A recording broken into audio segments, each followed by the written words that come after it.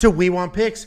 Jakey and I are going to break down the entire UFC Paris fight card. We're going to give you our picks, predictions, bets, and our DraftKings plays. But before I do, let me give you $50. Anybody who goes to WeWantPicks.com/bets and signs up using our link gets $50. It's affiliate marketing, right? We have deals with some of the larger offshore sports books. And if you use the link and you sign up, you make a deposit, they're going to send me money. I'm going to take some of that money and I'm going to give it right back to you, $50 worth. And that's real money from my bank account to yours. That's not like an account credit or any bullshit. Actual money. WeWantPicks.com/bets. Use the link, sign up, make the deposit. I'll send you $50. Let's talk about UFC Singapore very quickly. Sort of a hit or miss card. I was up units on my bet. Jacob was down a half a unit. So Jacob lost 50 And we figured out why that was. Because somehow a judge... It was a fly. I live in filth, apparently. Yeah, you've been making fun of me for quite a while, and it turns out you live in a fucking swamp. Because somehow a judge gave Choi that second round. The dude got dropped, nearly finished, and I had a plus 3.5 bet that would have been, I think that was a plus money bet, that would have easily won.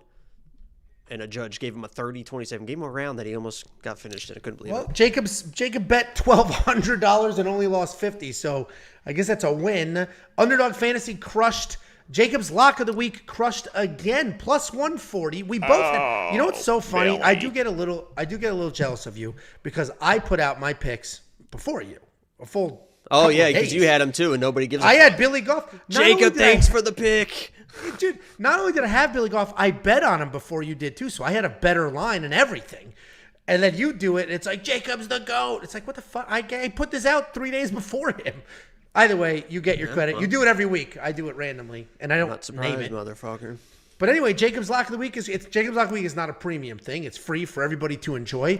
Up 25 units all time, ROI 34%, and he has hit 5 of his last 6, and that is picking an underdog. These people are supposed to lose.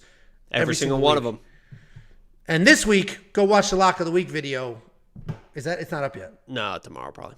Tomorrow. Well, it's dicey this week, so check out. Yeah, that this video. is. I'll tell you straight up and honest right now. I had Muwin as my lock of the week, and then that dropped. And I was going to put thousands of dollars, an uncomfortable amount of money on Muwin. I already had like $800, $900 placed. That fight drops, and I'm like, shit. Okay, Lucas Almeida. I feel good because Gomez. We'll talk about Gomez, and then that fight drops. So now it's we're scrapping here, but we're gonna find. I think we found something.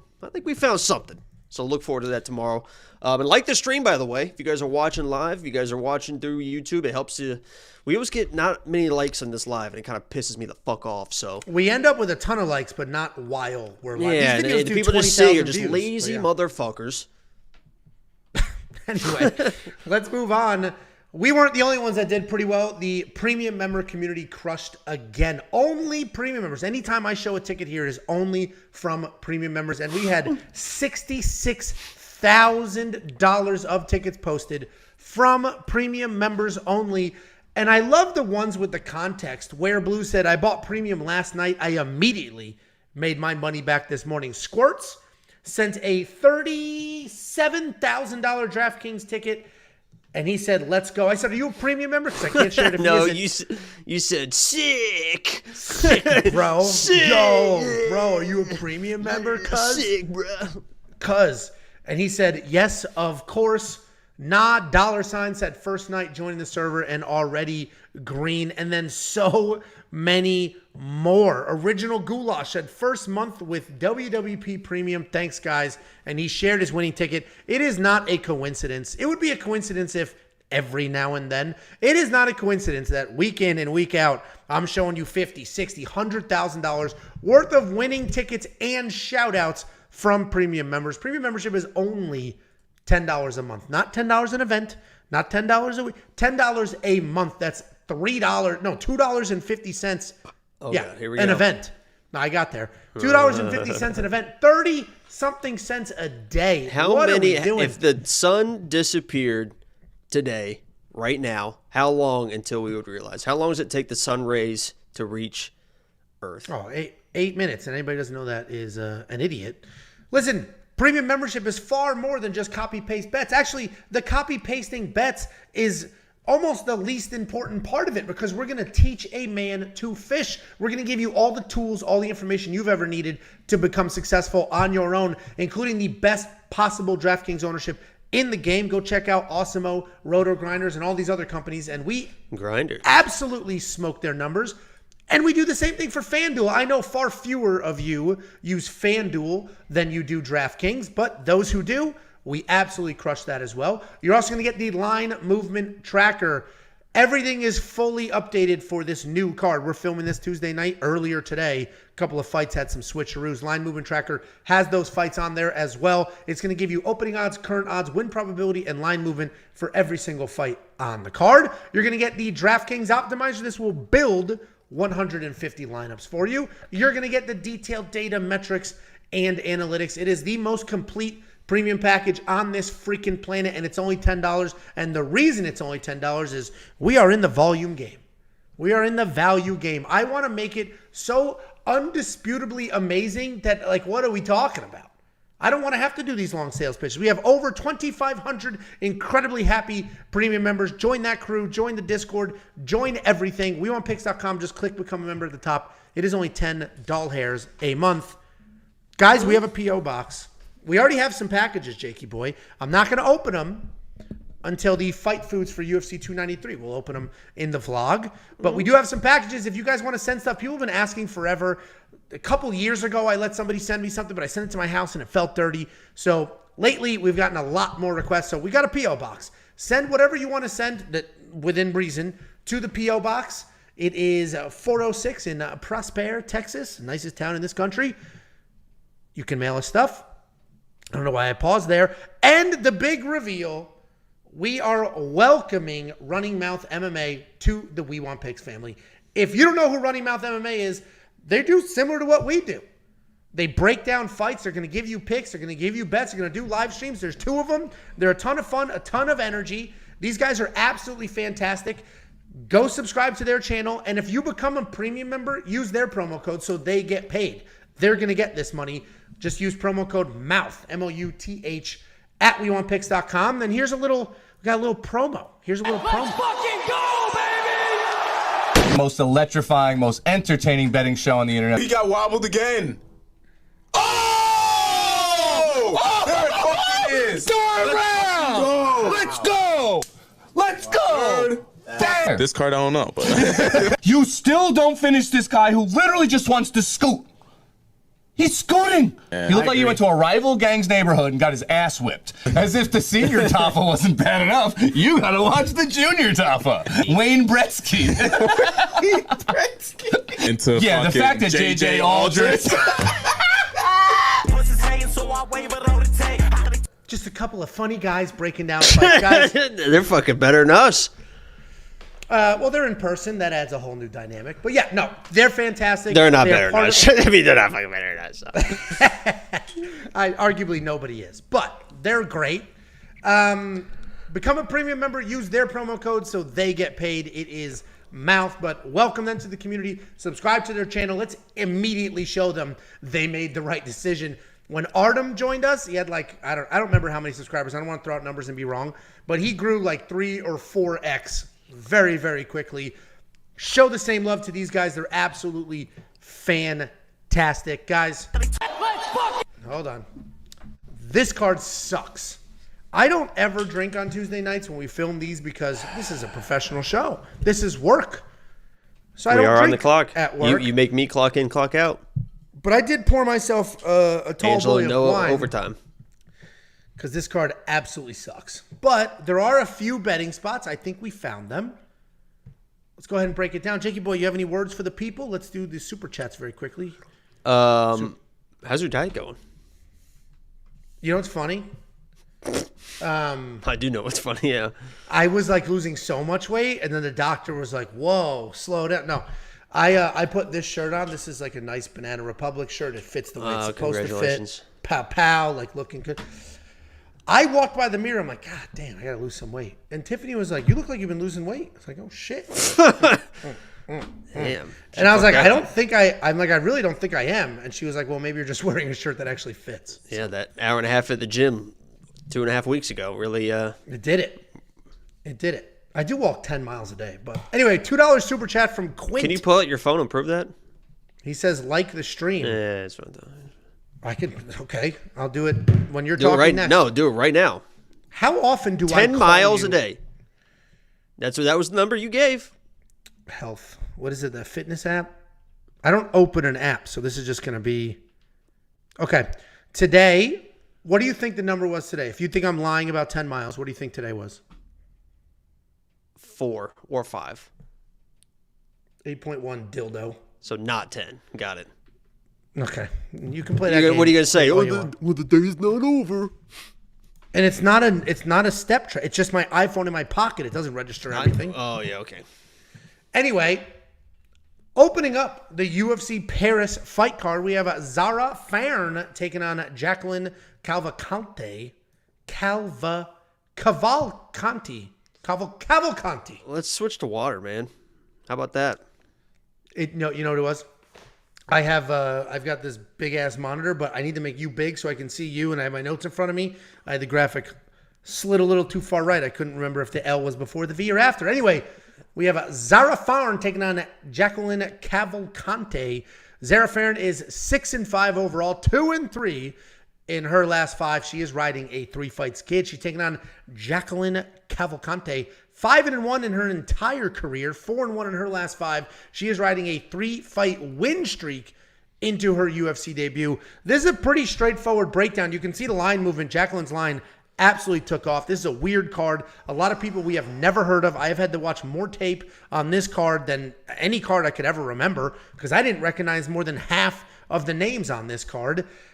Zarah Fairn is a very, very technical striker. Her takedown defense kind of sucks. Her ground game is almost non-existent, but she's a very good striker. She is 0-3 in the UFC, but she's had a rough go. She had Megan Anderson in her UFC debut. Then she fought Felicia Spencer, who's a tried and true vet. And then she fought Josiah Nunes, who hits like a truck. And she's definitely better than that record, but the problem is she's a little older. She probably got into this a little too late, and you can see that she's just starting to slow down. She's coming off that decision loss to Josiah Nunes where it was very clear that she is a good technical striker, but just a little slower, a little tired, just a little older, unfortunately. Take it on Jacqueline. Jacqueline's a rangy striker. She uses footwork. She feints really well. She does a good job working to your legs, and then working your legs early, it'll slow you down, and then she'll come up top to the head. She keeps her striking technical, and when she finds a rhythm, she is going to work forward. She is going to pressure. She may even work in the occasional takedown. Definitely a striker, but she doesn't really shy away from cage control, trips, or ground and pound. If they're there, she'll take them. Listen, if this is a few years ago, I would take Zarah. I think she's the better, more technical striker here. And I don't know how disputable that could possibly be. The problem is she does slow down pretty quickly, and she doesn't really have the cardio to keep going. She's a little, just a little bit behind in a lot of these exchanges with these younger, faster fighters. So Jacqueline's going to be the pick. I know Jacqueline is like a giant parlay piece for a ton of people, but the reality is Zarah Fairn is the better fighter. She's just a little older, a little slower. So Jacqueline should win literally with youth and energy. But I'm not touching minus 365 on a UFC debut that has 6 professional fights. I can't do it. What do you think, Jakey boy? I touched it. I mean, there's no doubt about that. I did touch that line because I do like Jacqueline in this fight. And Zarah Fairn, somebody mentioned in the chat too. Zarah is listed as 36 years old on SureDog, on Wikipedia. On Tapology, she's 39. But I'm pretty certain that in that Josiane fight, they said that she was 40 years old in that fight. Yeah. So it's like that's why so I think she is on the 39, 40-year-old, somewhere around there. So she is definitely getting old, and you could see that in her last fight. I mean, she was coming off a long layoff, and the big question mark, and she was a huge underdog, and the big question mark was how is she going to look at 39 years old after a 3-year layoff? And in the first 2 or 3 minutes of that fight, every single person, including me, that had Josiane Nunes was like, oh my God. Because I can't remember exactly what I had, but I think I was pretty loaded up on Josiane. Like, oh, she's going to smoke her. Even at the face-offs when she's like, a foot and a half taller, it's like, it's no big deal. Josiane just got to knock her out.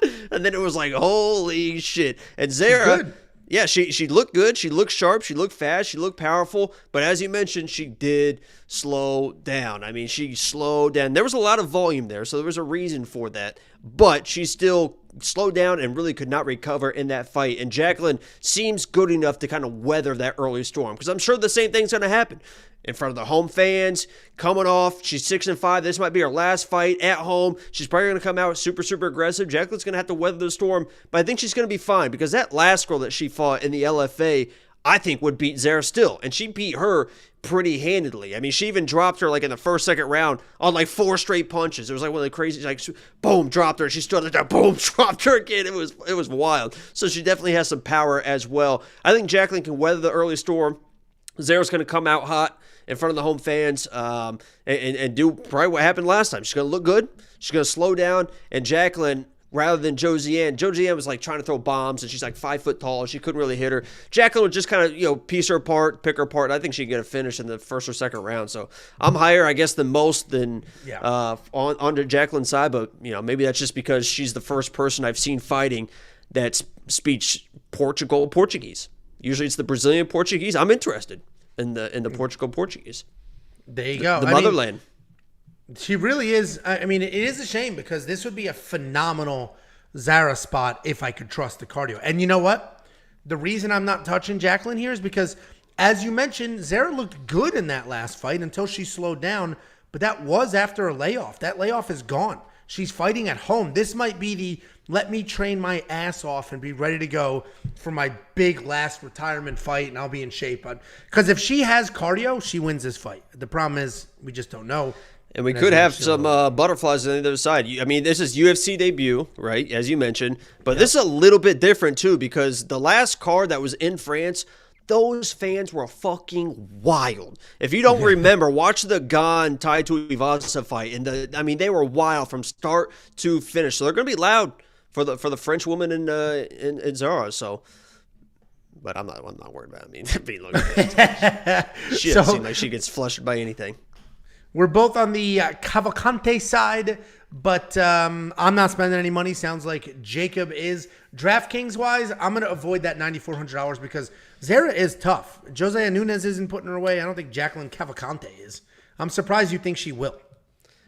Yeah, it's just exhaustion. She can just layer on the shots. Josiane's not a volume. She's just like trying to head hunt. So you can just hold your guard up and take those punches, especially when she was getting beat on early, so it wouldn't really pop to that. I don't think that Jacqueline's going to get beat on, and she can just lay on volume and lay on decent power and put her away. When people get tired, they just stop. Well, we got the same pick, but different. It doesn't matter if I'm getting tired, if I'm cramping up, I'm doing this right here. I'm grabbing a banana. I'm keeping it moving, baby.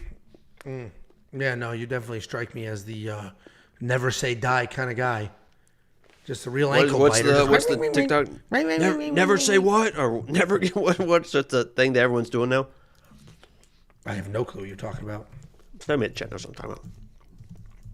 Okay, you should mash that thing up in your mouth louder and closer to the microphone. I choose my mouth closed. That's all I can do. Sounds like you're a dog with a never back down. Never what? I told you somebody would know. You never seen those TikToks? No. My TikTok feed is just all funny shit. Zero inspirational anything. It's just all these are funny shit. TikToks. So. Oh, well, maybe it's not that funny, and you haven't sent me any, so thanks for that. Anyway, guys, WeWantPicks.com. It's only $10 a month. Become a premium member. You'll unlock everything you could ever want, including Jacob's bet on this fight, which I disagree with. But you can unlock everything you have ever wanted to be successful and to have more fun watching these fights. WeWantPicks.com at the top. Click, become a member. How about that sound, huh? We did it. Next up. Do you know how to whistle? Hey. Oh, right into the mic. Real grown up. Sorry, guys. Sorry, headphone users. I'm a very good whistler. I can't do this. I can't do that one. Can you do that one? How many fingers can you stick in your mouth? Can you put your whole fist in your mouth? No. Look at it. It's a big fist. I'd like to see you try. No, thank you. Creep. Anyway, can you do this whistle? Why do you keep doing that? You've never seen that whistle? People put the two fingers in their I know, mouth? but you're like being real dramatic. My mom does this one. Yeah. Really loud. Yeah, she do it really loud, yeah. I wish I could People do do that those, too, yeah. I can't do any of them. Anyway.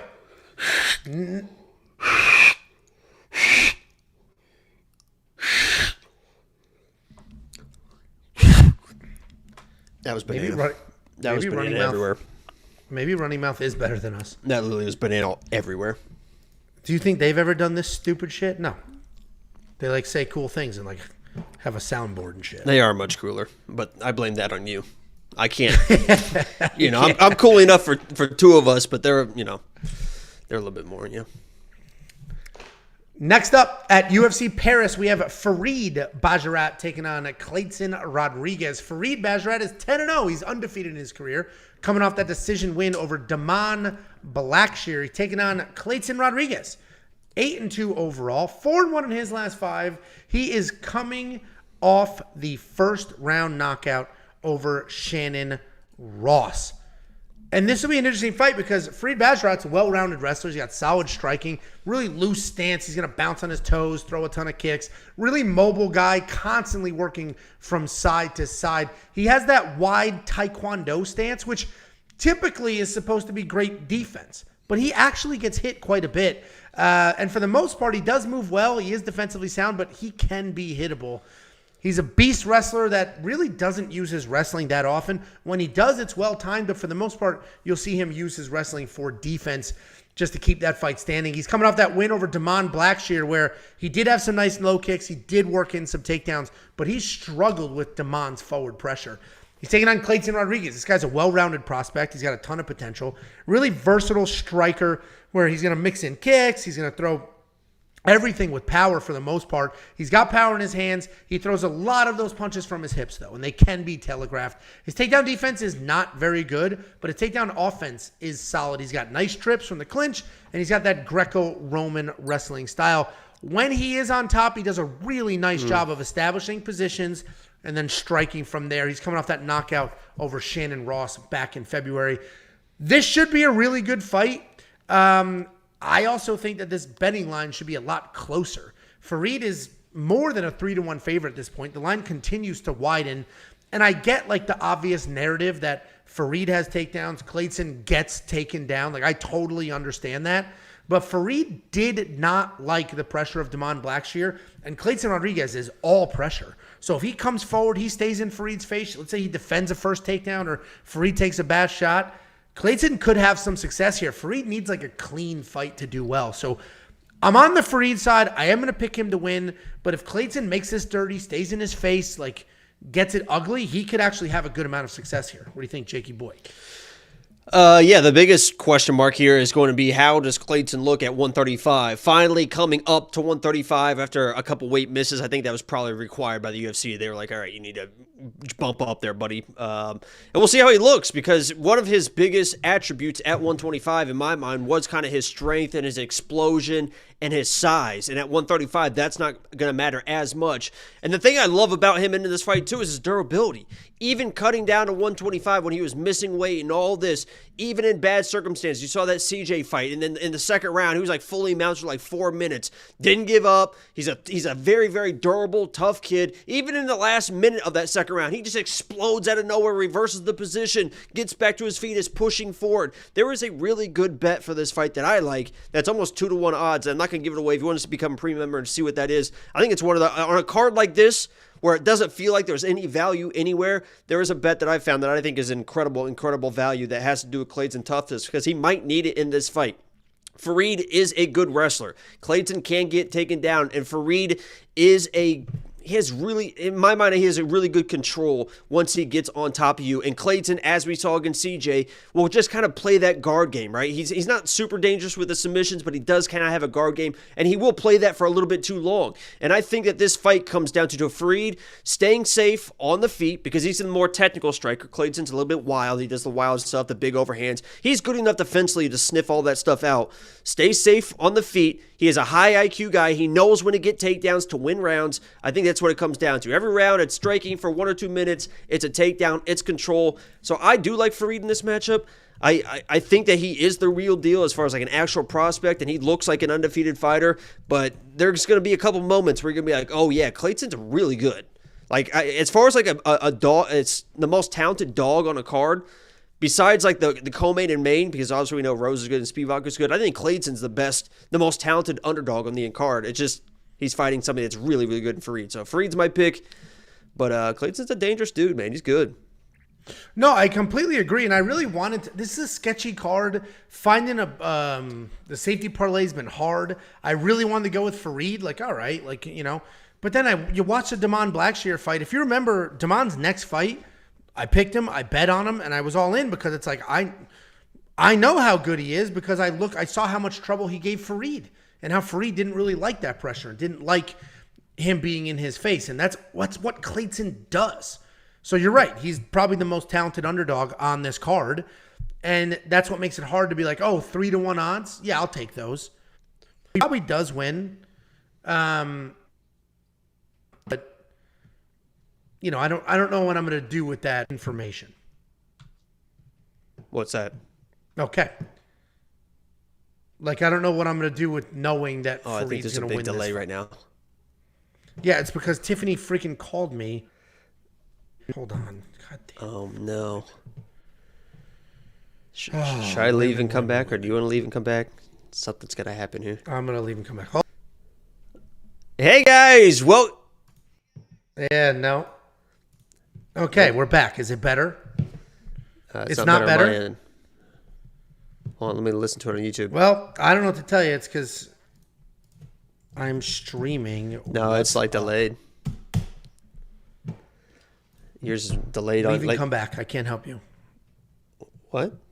It's you. It's you. No, on YouTube I'm watching it. You're like a 45 or like a less than a second delay on your voice.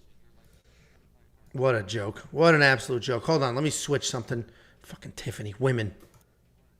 Yeah, it's like a half-second delay on your audio on YouTube. I'm good. Okay.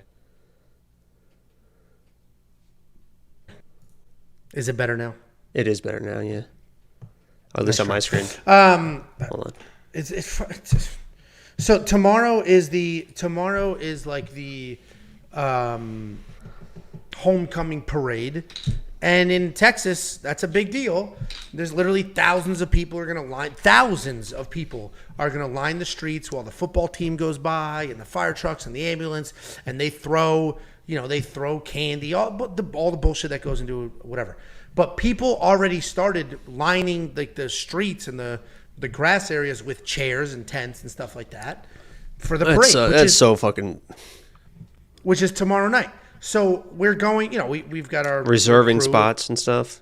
I'd go fucking rip all that stuff off. We've got like our crew of friends and stuff like that. And oh my God, it's delayed again, I think. Well, I don't know why. So no, you're good on YouTube. Tiffany texted them. Jesus Christ. So Tiffany texted like the group chat with the neighbors saying, hey, what's the deal with tomorrow? Are we going to order some pizzas, whatever? And they're like, we just put our stuff out. They took a picture. Go put your stuff out. We'll figure out food. We don't know food just yet. And so she's going, and I think she's pissed she has to do it. And I was like, I'll do it. Just give me 2 hours. What's the difference? So I think she called about 3 times back to back. I'm pretty sure she's a little pissed. So that sounds like a her problem, not a me problem. I'm going to leave our tent on. Oh, so she texted, a bunch of people are already there. There's not a lot of space. What a fucking joke. Whatever. It is what it is. She's definitely mad. Let's go ahead and move on. You're doing the right thing, just avoiding women at all costs. Like not even looking at them, not talking to them. Life is much more peaceful that way. It's funny that you say that. It's because I was laying in bed last night. And you know how randomly TikTok will suggest you people, like, do you want to, you have to click like not interested or interested or whatever. We just swipe through. I don't know if you see that screen. You're not answering me. So I'm listening to you. About. I know it was a question. It's like sometimes in conversations, I just need that. Okay. I'm here listening. I need you to nod and listen because this is a tough subject for me. So I'm laying in bed last night. I'm going through, I'm almost at the end. You know how you're almost at the end of the TikToks where you're like, all right, I'm about to go to bed. Let me just, 3 or 4 more. So I'm already getting tired. I'm feeling good. It's a good night. I'm flipping through and it comes up to that. And who it was suggested was my ex-girlfriend from Indiana, who I've said that I'm like still in love with and this shit. It's like, so then I'm like, oh, fuck, am I going to sit here and watch her TikToks? I fucking sat there and watched some of the TikToks, Oh man. my god! So then I'm just laying there on my back at night, just staring at the ceiling, just remembering the good times. Just remembering the good times, just sitting there like, fuck, man. So I had a real existential crisis last night, just laying in bed till fucking 1 or 2 in the morning, thinking about life and the choices that I've made, regretting them all. There you go. Well, at least you're not getting angry texts in a flurry about there's no space for our tent. So there's worse things.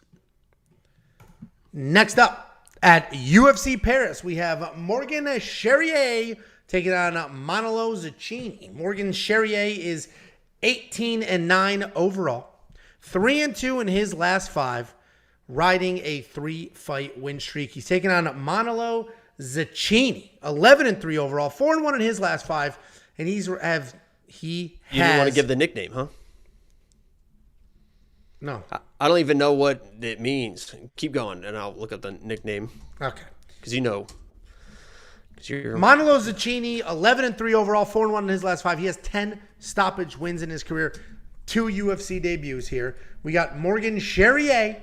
This guy's an explosive striker. He's light on his feet. He stalks his opponents before just leaping into punches and just working for control. He does a very good job of being all the way in or all the way out of range. When he's in, he likes to tie up so he can work knees and control. When he's out, he's going to stalk you. Then he's going to leap into his punches. He's got solid takedown defense, a few takedowns of his own, but he's really only getting those in scrambles because he does have some nice scramble skills. Dangerous guy, tough guy, but he does have some fight IQ hiccups if you dig into his career. He's taking on Manolo Zecchini. This guy is a fast and powerful striker.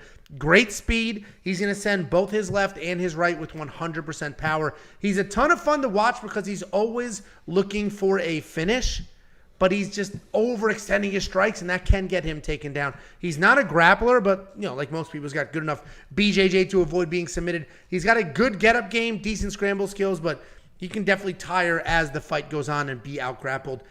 This should be a good fight. Should be a lot of action. Both of these guys throw with intent. Both of them are strikers.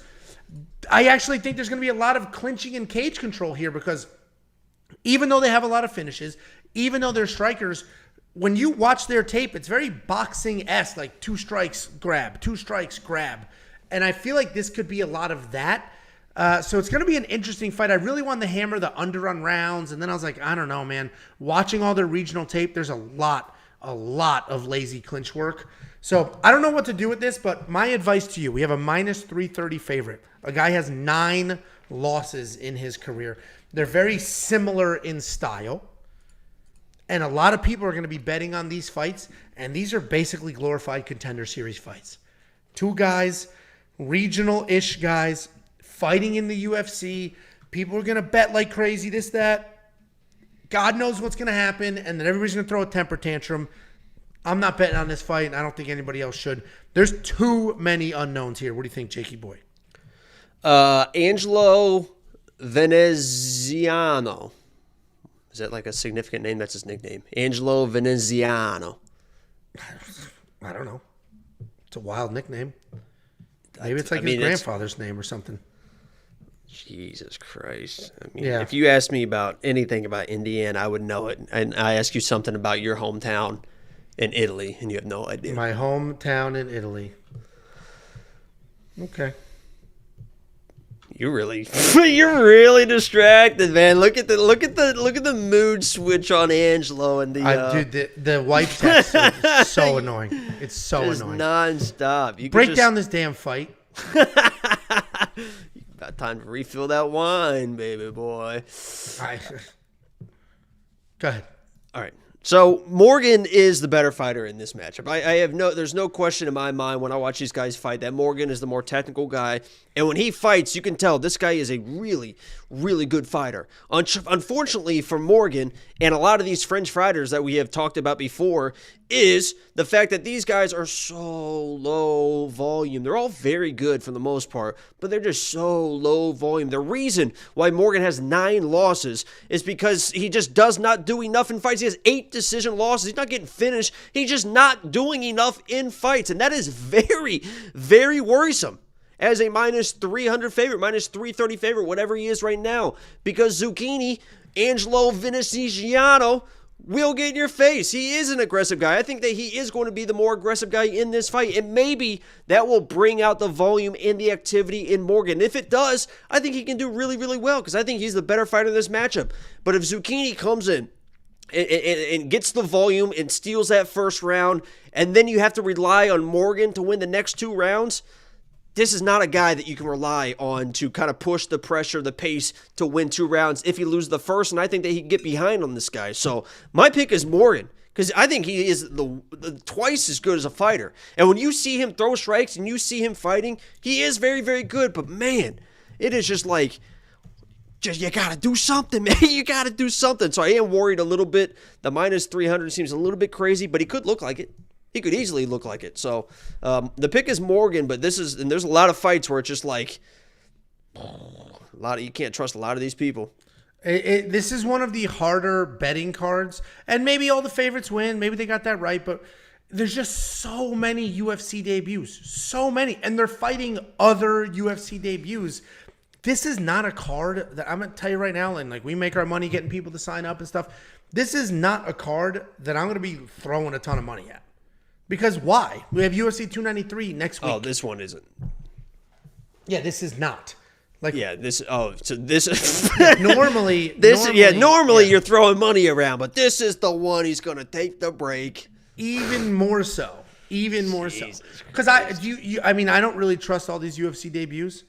No, this will easily be my least bet card for premium for the year, and I guarantee I lose $5,000 Saturday on the live stream because all I like to do is bet finishes and this by finish. Look how many how many fights on this card are minus money for over 2.5. I mean, it's like and it was worse than it was, or it was worse than it probably will be. Maybe not, I guess, because these 2 fights are probably going to be decisions too. So no, it'll be. I mean, listen, these fights always end up being fun. They end up being a decent card. The crowd's going to be awesome, so. Yeah, live crowds on these international cards are always great. It's tough.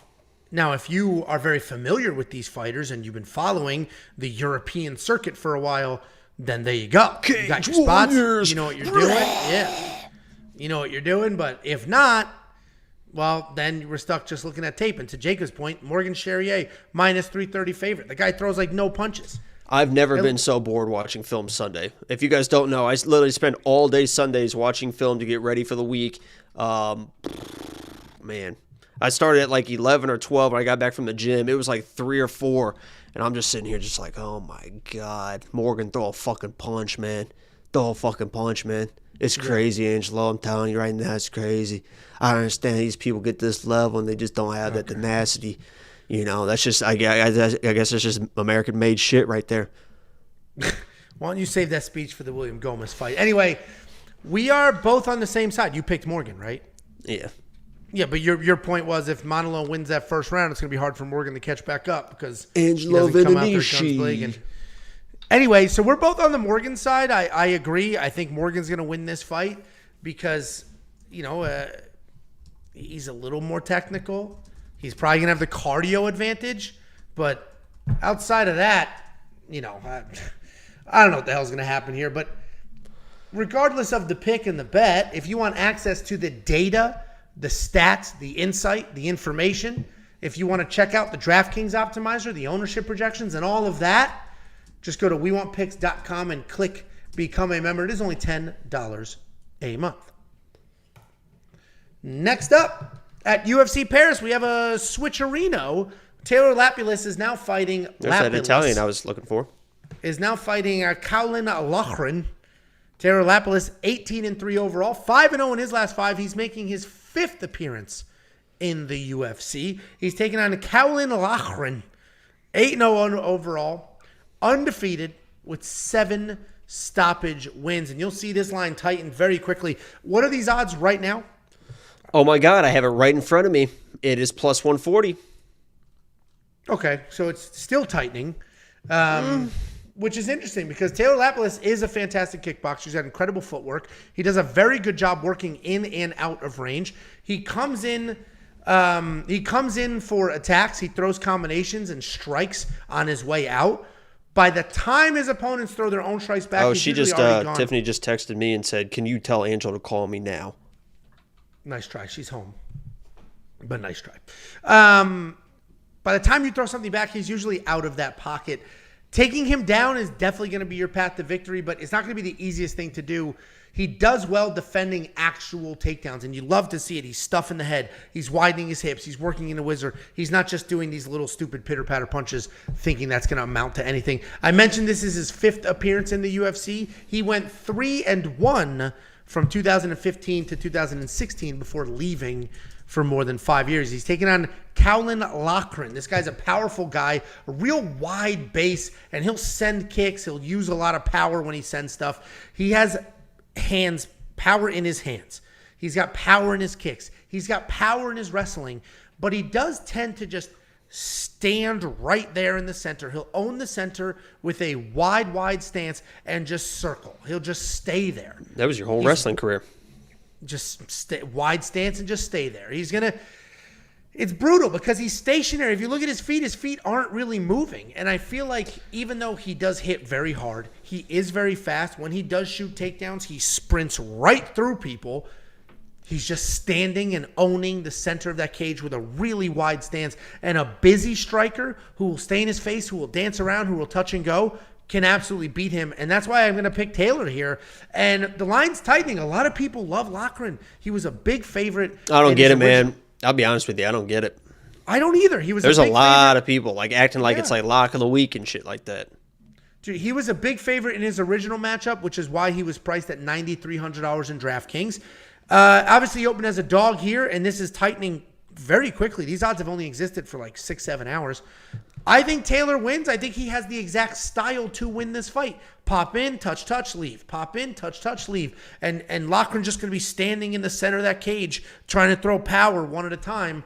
And I just don't think at this level, staying in one spot the whole time is going to win him fights. So I got Taylor in this fight. Obviously not the most confident pick in the world because Loughran does have power.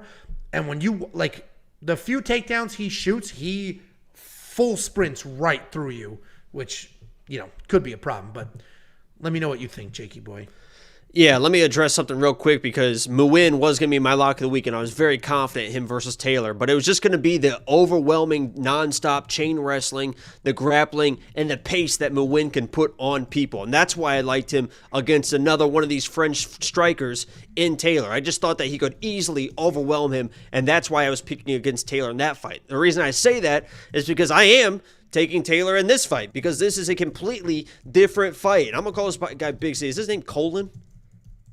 I have no idea. Is it Colin? Seems like it would be Colin. Caolan? I'm gonna call him Big C. I call him Big C in my quick pick video. So Big C is not that type of guy, like Angel mentioned, that's gonna come forward with crazy volume and crazy pace. He is gonna stand there like a statue, and he is like coiled up too. I mean, that guy looks like he's just fucking like built out of marble, like just locked in. Like there's no like free flowing, like anything like this. That dude just fucking like just ready to fucking go. It's crazy when he just stands there, and for that reason, he's gonna have the power advantage. And I guess people like that he's got all these knockouts, and that's why. But I've seen it too. I mean, it's all over Twitter, like, oh my God, incredible value. I can't believe this and this. It's like, I think we're going to find out why he's the dog. And that doesn't mean he can't win because he's going to have the power advantage. But this Taylor guy's been around. I mean, he's got a lot of experience. He's a very good striker. He's cleaned up his takedown defense to a point where I think it's going to be useful versus Big C.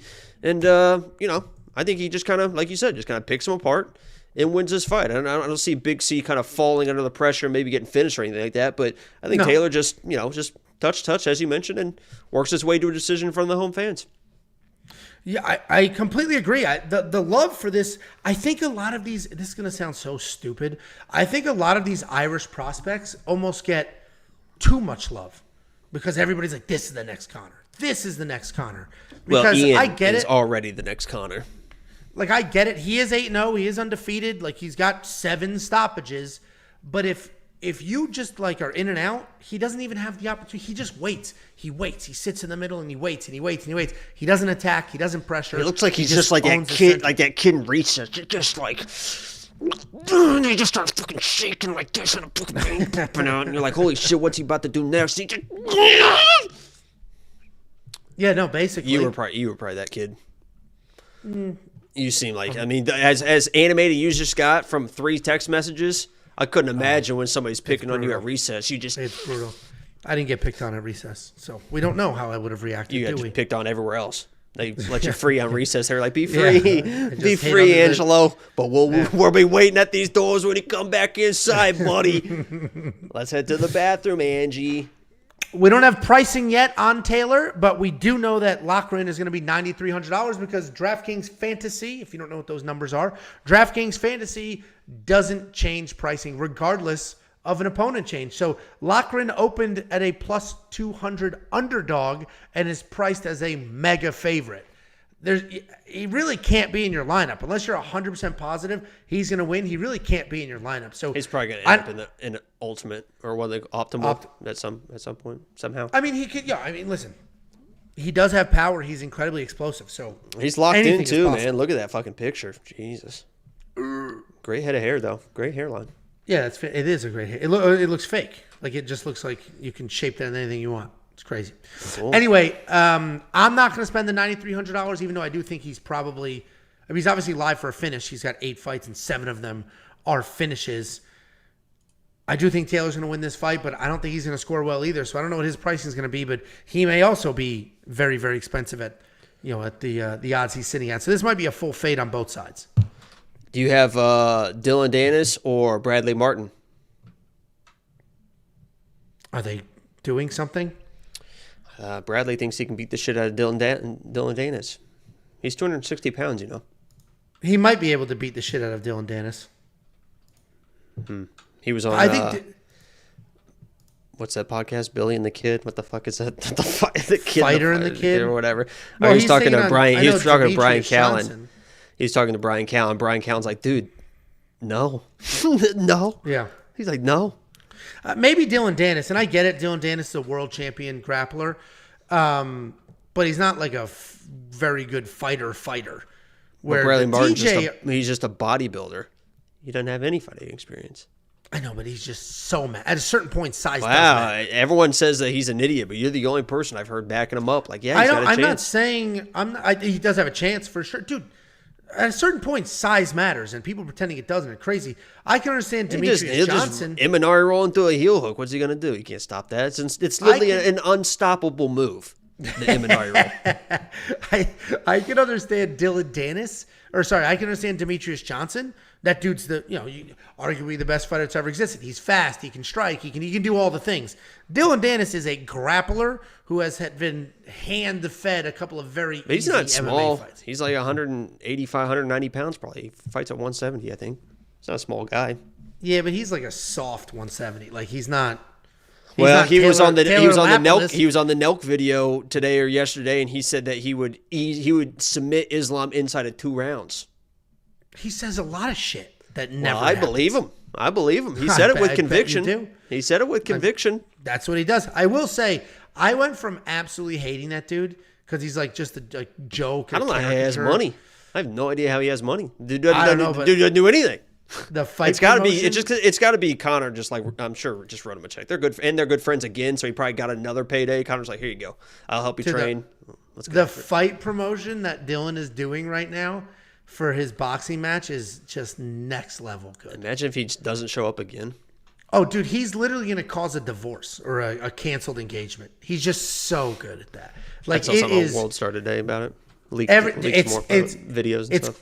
Dude, it's like it is the topic of even outlets that don't cover that don't care. TMZ covered it. Like it's crazy how successfully he is trashing Logan Paul's fiance. It's crazy how well he's doing it, and he's So not what's even, the deal? What's the deal? I haven't looked at anything except for the video on World Star today was like talking about she was on making videos about trying to get some sausage he or is something. I don't know. Basically, he just drew the conclusion. Like he just started posting Like pictures she's of a her. hooer.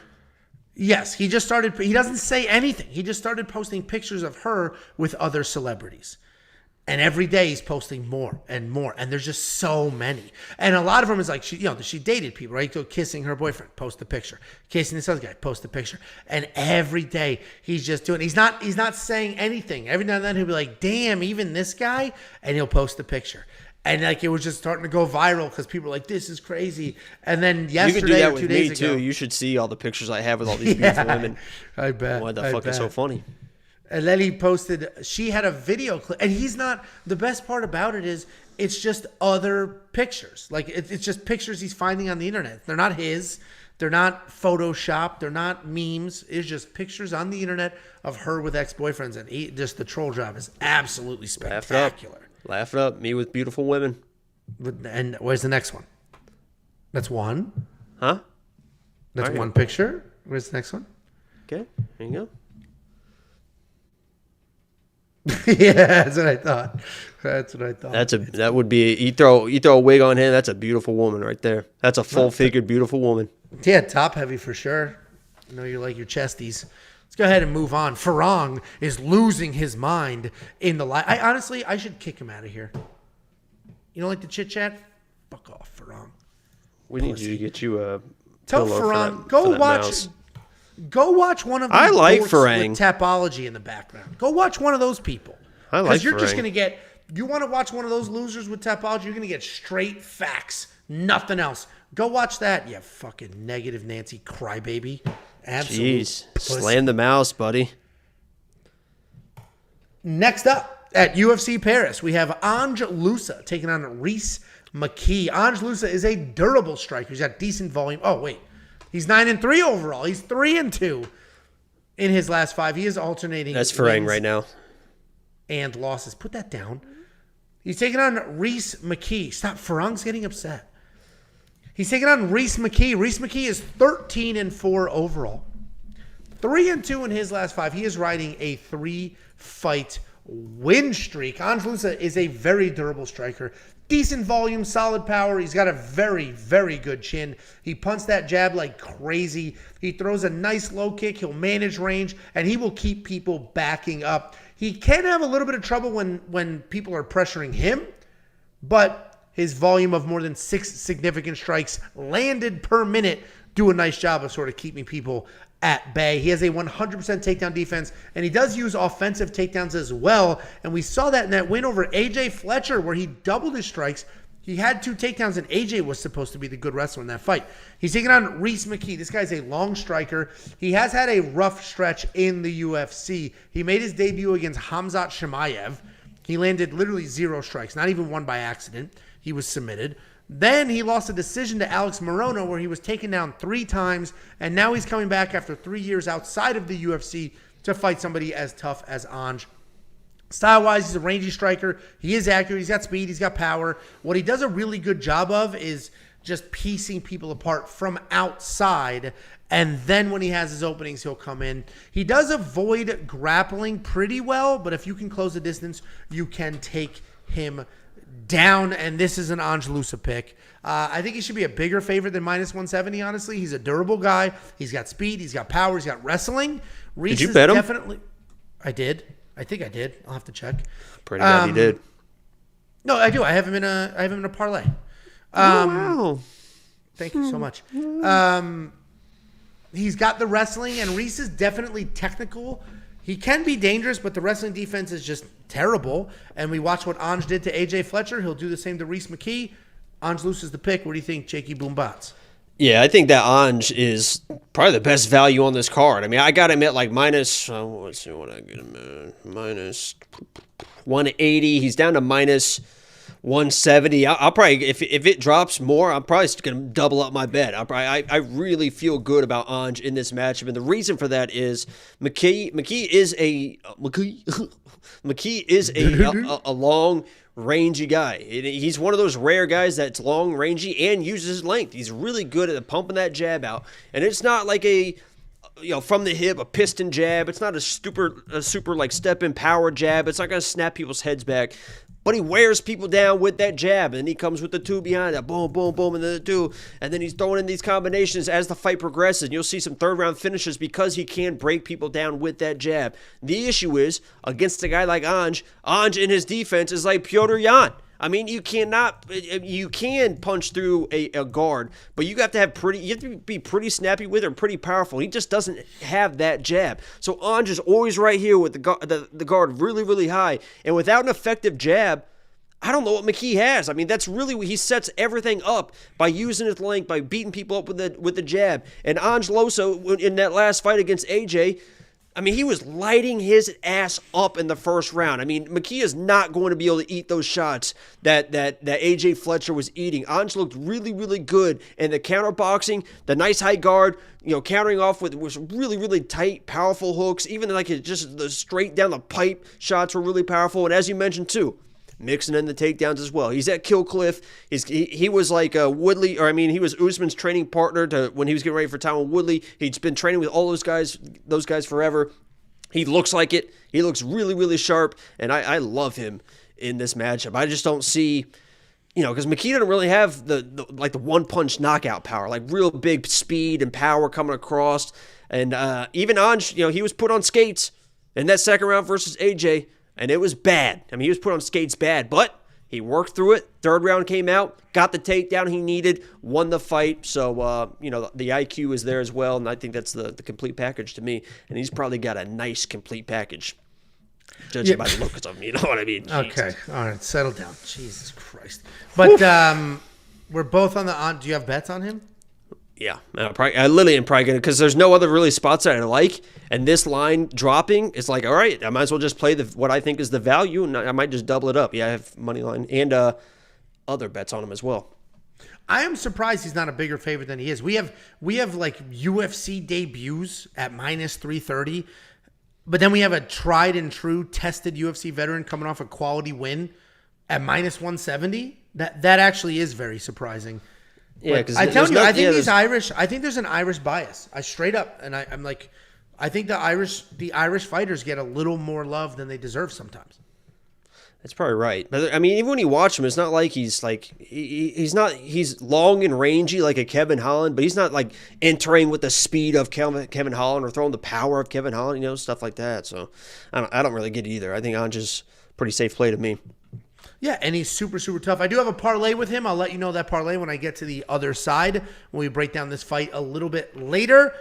But if you guys want to unlock all the picks, all the bets, WeWantPicks.com, just click Become a Member. You're going to get access to literally everything. Not only the picks and the bets, but also data, metrics, analytics, information, insight, write-ups, everything you could ever want. WeWantPicks.com, click Become a Member. DraftKings-wise, I will spend the $8,800 on Ange Loosa because I do think he'll get some takedowns, and that score as well. Loosa. There's two O's. Loosa. Well, it's First of all, you mess up names worse than I do, and I want everybody to pay attention because you called him.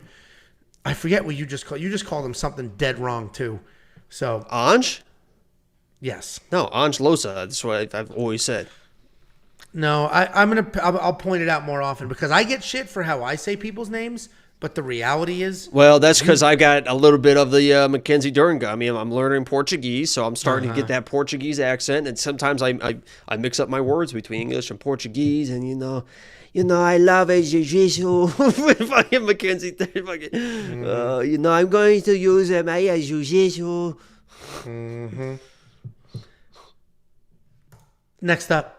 At UFC Paris, we have Nora Cornolle taking on Jacqueline Edwards. Nora Cornolle, 6-1 overall, 5-0 in her last 5. She is riding a 6-fight stoppage streak. She's taking on Jacqueline Edwards. Jacqueline Edwards, 13-4 overall, 3-2 in her last 5. She's riding a 3-fight win streak. And this is going to be an interesting fight. You can see this line flipped. Jacqueline Edwards open as the dog, potentially could close as a favorite. It's dead even right now. It might not be even this minute. I made these graphics about 4 or 5 hours ago. But Nora Cornolle is a violent striker. She does have power. She does have aggression. She does a really good job of using all of her tools. She's going to elbow you against the cage. She's going to knee you in the clinch. She's going to punch and kick when she's at range. And everything she can do to try to get that KO or TKO. She doesn't really look to wrestle often, but when she's on the ground, she's got solid BJJ, and she's going to take risks chasing submissions. I love her aggression, but I hate the decision-making, the taking risks to chase submissions.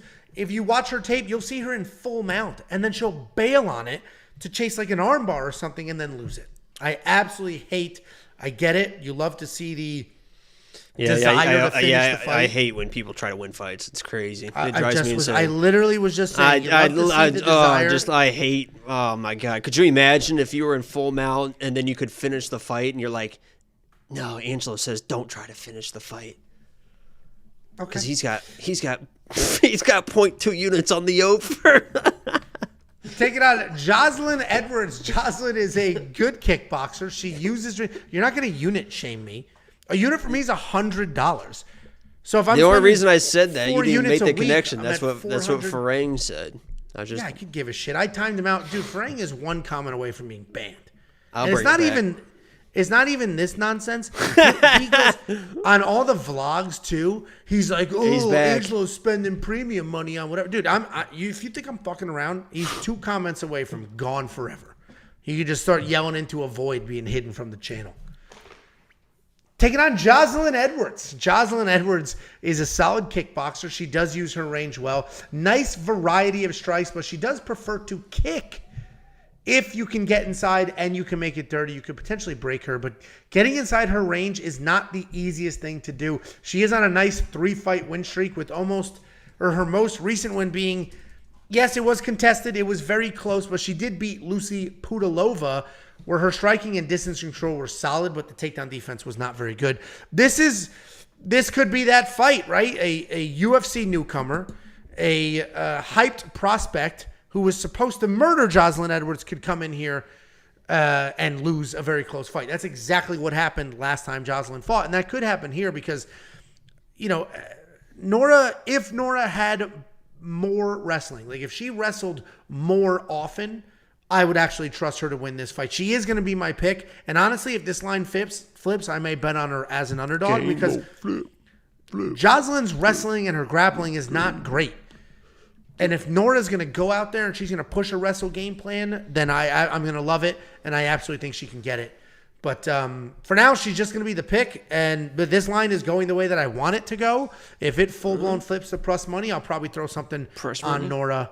What do you think, Jakey boy?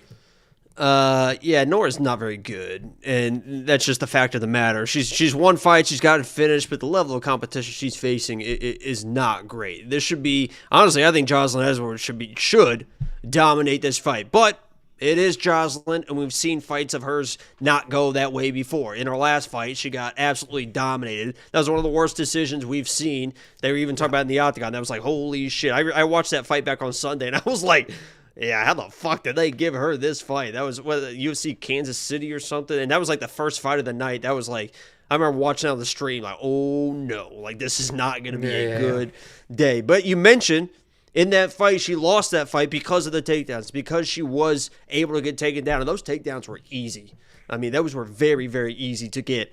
And Nora, a few fights ago, now was not against somebody that's any good at all, but she was able to get some takedowns, and the takedowns were decent. It was like body lock, a little inside trips. So if she does get those positions, I do worry of Jacqueline being taken down. She should be able to stay safe. She knows how to stay safe on the ground, and maybe even if she gets taken down the first round, Nora, with these first-round finishes, doesn't have the gas tank to go all 3 rounds. In my mind, this is almost, and this is going to sound really stupid, it's almost like a load-up play for Jacqueline here. I think she is the much better fighter with all the experience in the world, but she just gets taken down way too easy. Yeah. So she is my pick. I did put money on her because I think she is the much, much better fighter in this matchup, but I was real close to being like, okay, let's go a unit. Let's go a unit and a half, maybe go 2 units on this value, but Nora could get a takedown, and then it gets weird after that. But I think Jacqueline's a way better fighter. Well, I actually agree with everything you just said. And the reason I picked Nora, though, is the rest of the 15% takedown defense. It's such an obvious hole. Like a giant hole. Nora doesn't in her seem like a abilities. game plan type. She seems like I'm going to run forward and see what happens, you know. I agree, but Jacqueline doesn't really have power.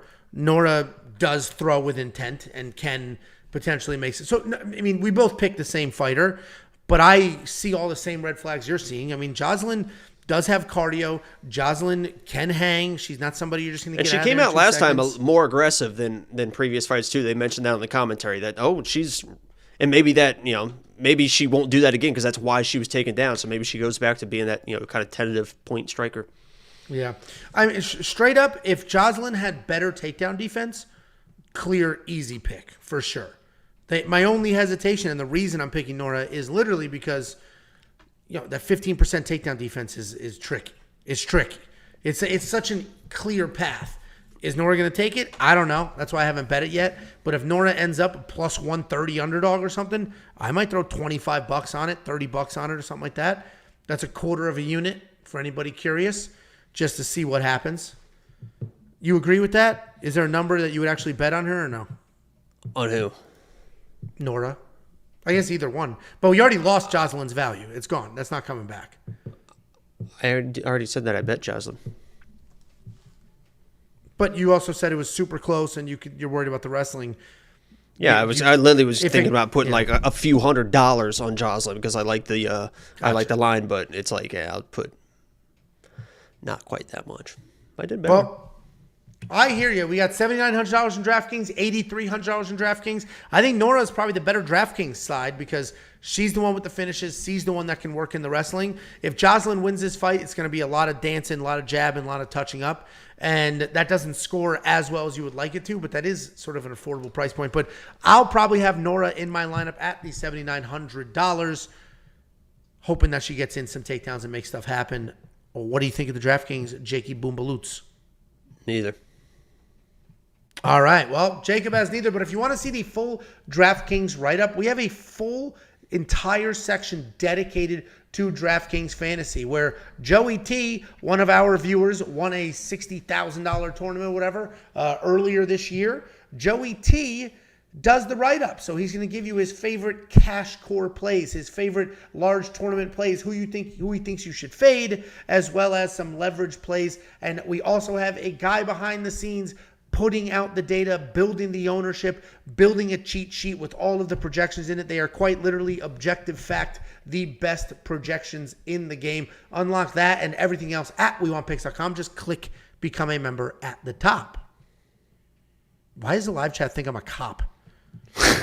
You do kind of have cop energy. I'd love to be a cop. Do you know who the highest paid athlete of UFC 292 was? Give me a multiple choice. No. Just think of the fucking card. I just go through it was Aljo and Sean. It was Whaley and Amanda. It was Weidman and, what's his name? It was, The highest paid athlete? Man, maybe Weidman. He made $400,000, but it was Whaley. Whaley, yeah, current champion, defending her belt. $520,000. Sean and Aljo made. This is the disclosed amounts because it was in New York City, I guess, or in Boston. Sean and Aljo made $500 each. Amanda Lemos made $250. Once you fight for a title, I think that changes your tier. Andrea Lee got Karine Silva. How much you think she made? $27,000. $28,000. That includes a $14,000 win bonus. So she was on a 14 and 14. Andrea Lee, how much do you think she made? Oof, probably 14. $70,000 and a loss. So she's been getting around 70 for a while. show. Damn. Natalia Silva's getting 40 for show. She won 40 for win. Let's get a fun one here. Oh, Petrosky, how much do you think he got? Because he won. He came through the Ultimate Fighter. They get screwed in those contracts. He made 20 in a win.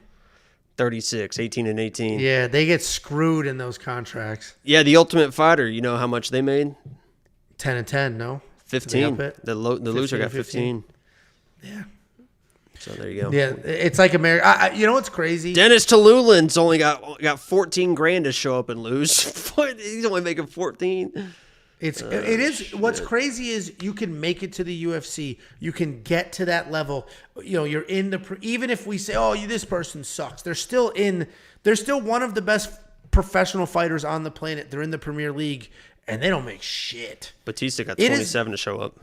It's the only professional sport where you can, outside of like the WNBA, where you could be a professional at a high level and still not make enough money to like live. It's crazy.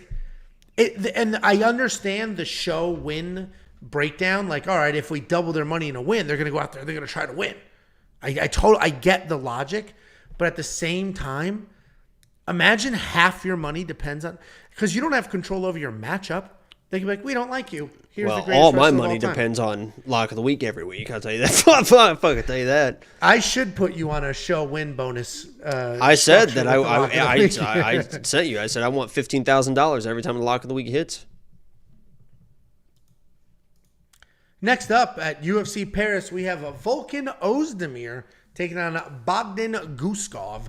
Volkan Ozdemir is 18-7 overall, 2-3 in his last 5. He is coming off the loss to Nikita Krylov. He's taking on Bogdan Guskov. Bogdan Guskov is 14-2 overall, 4-1 in his last 5, and he is riding a 4-fight stoppage streak into his UFC debut. Volkan is a forward presser striker. He's got legit power, legit volume. He throws his hands hard. He throws them at a solid rate. He does have miserable takedown accuracy, though they're only 28%. And that can be an issue because if he's losing the striking exchanges, his chin isn't going to keep him in that fight, and neither can his wrestling. He's 6-6 in the UFC, but the competition has been interesting. All of his losses were to quality people like Jiri, Daniel Cormier, Ankalaev, and his 6 losses, his overall 6 losses were to 2 champions and 3 title challengers. He's taking on Bogdan Guskov. This guy's a heavy-handed guy. He likes to come forward. He wants to throw heavy. He's going to mix things up. When he's striking, he can be fast, and he can have some very real power. He keeps his hands low, but he's got decent footwork and nice combinations. If he doesn't get the early knockout or have enough success striking, he will work you to the cage, and he will get a takedown. On top, he has incredible patience, really nice control. He's going to ride you out while striking, but he's not going to get overly aggressive. It looks like everything he does hurts. This is a really tough fight to pick because Volkan Ozdemir, I think his chin is pretty much gone, right? And if I'm going off of just film, if I'm just watching like how this person fights versus how this person fights, I got to go Bogdan all day long. He comes out there. You can tell he hits hard. You can tell he's well-rounded. You can tell he's good at all these things. You watch Volkan, and yes, he is good. He's busy. He also hits hard, but he gets dropped. He can be a bit chinny. His takedowns are not very good. But then if I zoom out and I look at the level of competition, it's like, okay, I guess it is hard to look good against Daniel Cormier. It's hard to look good against, well, actually, everybody looks good against Jiri Prochazka for at least some period of time. But, you know, it does get a little harder when I factor in all of those other things. I'm still going to go the dog here. I still like, I bet on Bogdan to win, just a little bit, just a couple of dollar-rootskis. I think Bogdan's going to get it done because he can come forward. He can hit like a freight train. He can make other stuff happen. And if his chin holds up, well then, you know, Volkan has, if Bogdan's chin holds up, Volkan doesn't have a backup plan. He's stuck swinging with a guy that hits as hard as Bogdan does. So Bogdan's going to be the pick, but you know, it's a hard pick to make considering Volkan and his level of competition. What do you think, Jakey boy? Oh my God. You apologize for that. That kind of just threw me off a little bit. I didn't know what was about to happen. I'm so sorry. I almost just started talking about how Thiago Moises is going to smoke Benoit Saint-Denis. Let's go.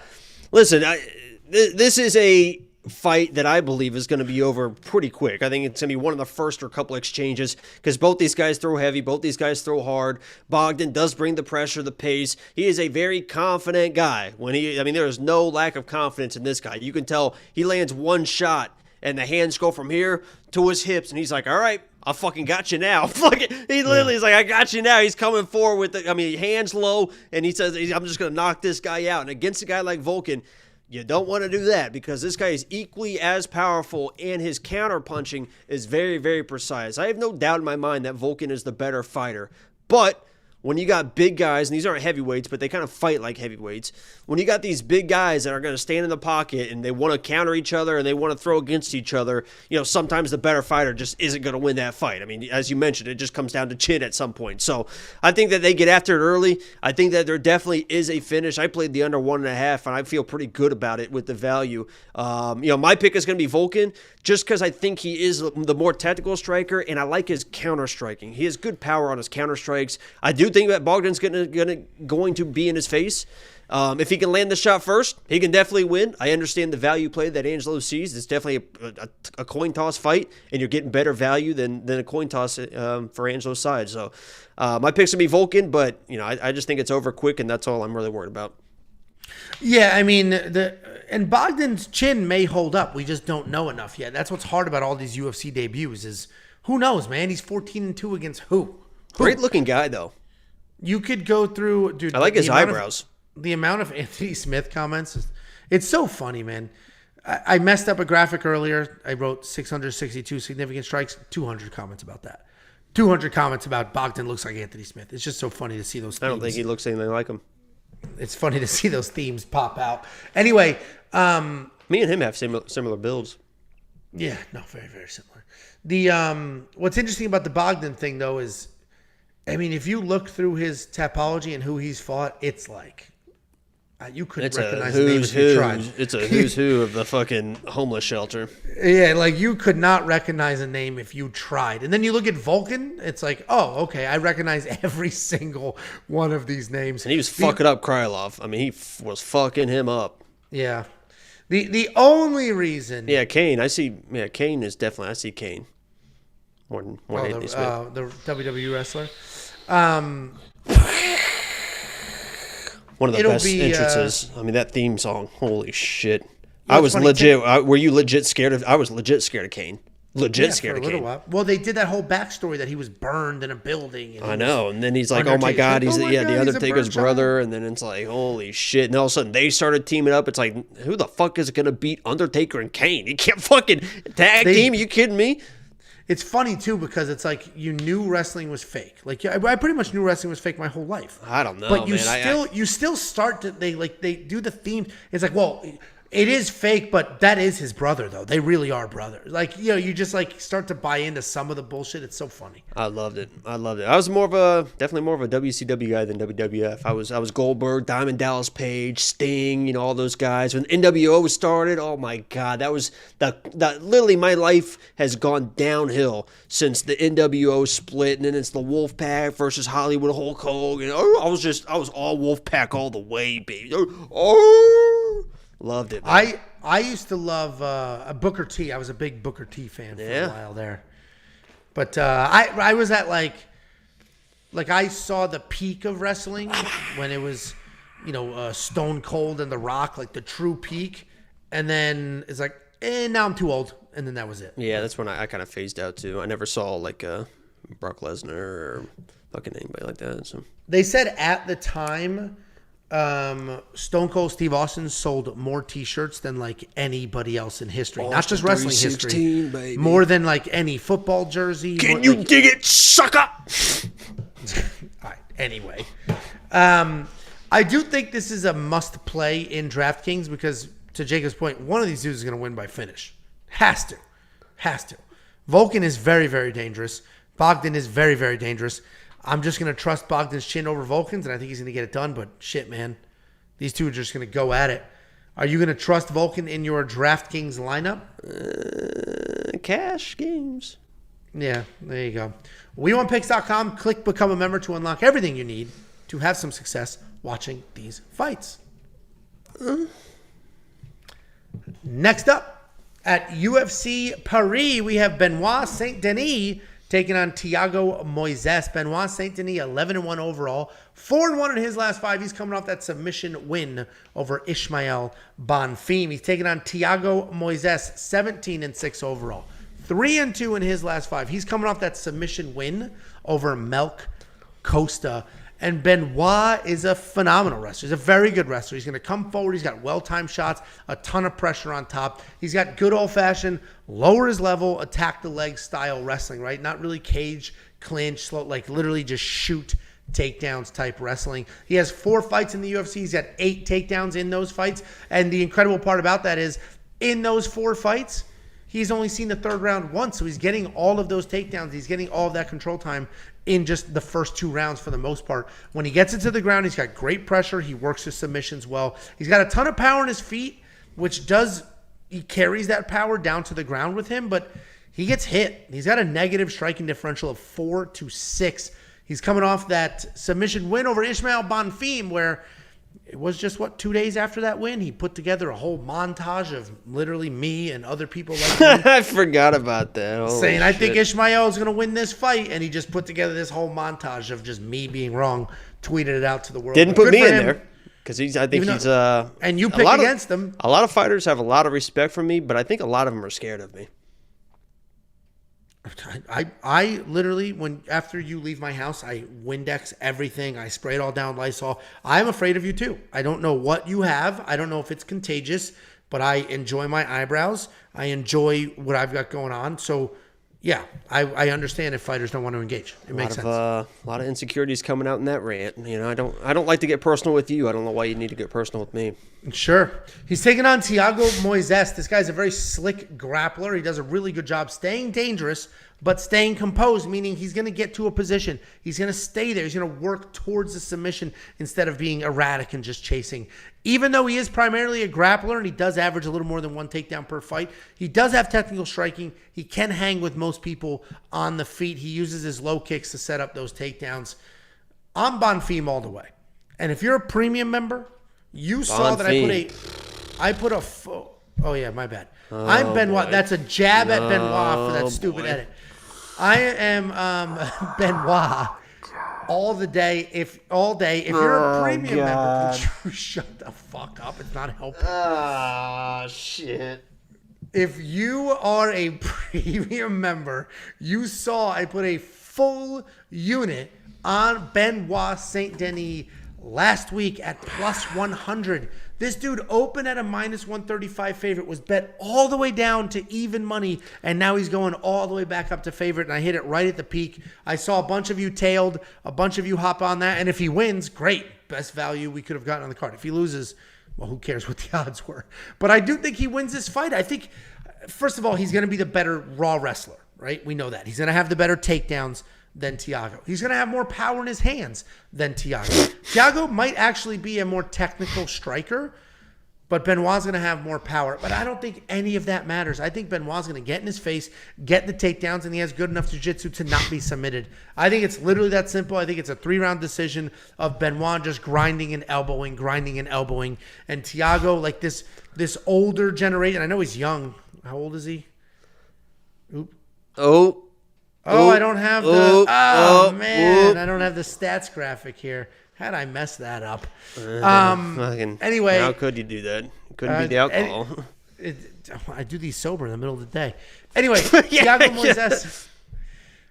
I think he's just going to be, Thiago Moises he's not old, but he's that older style where he's just like. He's 28 years old. Exactly. Stupid bitch. That's what I just said. I literally said he's not old, but he's that older. Who do you think wins? Frank had a nice little comment here that you're not going to like, but please don't ban him for it because I think it's pretty funny. He said, wow, a full unit, Hell's Kitchen, here we come. Which is pretty funny. Well, if I start talking, you might start banning them, and I don't want that to happen. Please talk. Oh, I'm just going to move on to the next fight. Well, I was in the middle of my breakdown, and you wanted. I can see you bouncing your leg too. I always do that. This is worrisome here. Did you take your medication today? I'm just going to move on to the next fight with only my breakdown. Okay. Listen. Yeah. Listen. Benoit Saint-Denis. The best part about this the whole week with Benoit Saint-Denis, and I don't disagree with what people are saying, but the same people that were screaming that Oh, I thought you timed him. I looked up and saw somebody who was timed out. I thought that was him. All of them. The same people that were screaming that this dude was going to get smoked by Bonfim and Bonfim's going to dominate and this and the same people that were screaming it are the same people that are like, oh my God, Benoit Saint-Denis is the lock of the week. Thiago doesn't stand a chance. And you guys know who you are. And it's most of you that are screaming about Saint-Denis. Listen, I understand the toughness and the abilities that Benoit Saint-Denis brings into this fight. That is not lost on me. I'm a big fan of Benoit Saint-Denis. And if he comes in and gets the takedown and smokes Thiago, I'm not going to be surprised, right? Because that is where people are leaning to at this point. And he has all the capabilities to do that. But when I watch him against a guy like Thiago, I don't really like the entries. Now, he is relentless with him, and I got a little bit of hate by saying this, and I don't mean this in a mean way. To me, and I've talked about it with you, and I mentioned my quick pick video, he is like the Cody Durden of this 155 division, to where Cody is not like the most talented guy. He's not the best striker, but he will land strikes and land powerful strikes. He's not the best wrestler in that division, but he will outwork people. He will outgrapple people just from his relentlessness and his grit and his toughness. That's exactly who Benoit Saint-Denis is. He's not going to be the more technical striker, but you'll see him land shots on people. He's not going to be I don't think he's a better grappler than Thiago in a straight grappling match. But he can win the grappling because he is just so persistent with it and so relentless with it. And he's so aggressive with it. So, yes, he can do that to people. But Thiago's been around the block, man. He has really good takedown defense. Yeah, he's old. He's a really, really good grappler. I think he's the much better striker in this match. And if he can defend the takedowns and keep defending the takedowns, I think he can pick this guy apart. Now, Benoit's tough. He's not going to get put away. I mean, you saw in that fight versus Zaleski or whatever. I mean, it was fucking insane, the beating that he took. So he's going to be around. He's always going to be live for a scramble or anything weird. But Thiago knows how to stay safe. If you watch that Islam fight, Islam really had to work for those takedowns. And I think that if we put Islam versus Benoit Saint-Denis, there's nobody saying that Benoit Saint-Denis is going to smoke Islam, right? I mean, Islam is the much better grappler. He really had to work. Now, he did finish Thiago. That was a 4th round. There was a 5-round fight. And we saw Thiago at one point pick up Islam and slam him on his head. I mean, he's a really, really good grappler. I think he's being a little bit underrated here. I think there's a little bit of recency bias, but I get it. You know, Benoit's a tough dude. My pick is going to be... Who's your pick? Are you afraid of making the highlight video on Twitter? My hope is that if there's a big enough delay, he can't. Now it's like, do I add this one? Do I not add this one? Because I think Benoit Saint-Denis is a super tough guy. You know, good looking. I'm a big fan of his, and you know, I picking.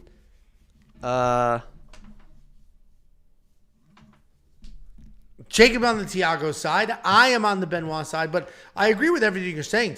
And I've bet on Thiago in the past. We've made a lot of money on him in the past. And I think he's been your lock of the week in the past. Like, Thiago's very, very good. And when I was saying he's that older generation of fighter, not literal age, but definitely in style. Like, he really wants to grapple. He has worked out his striking, but it's very technical.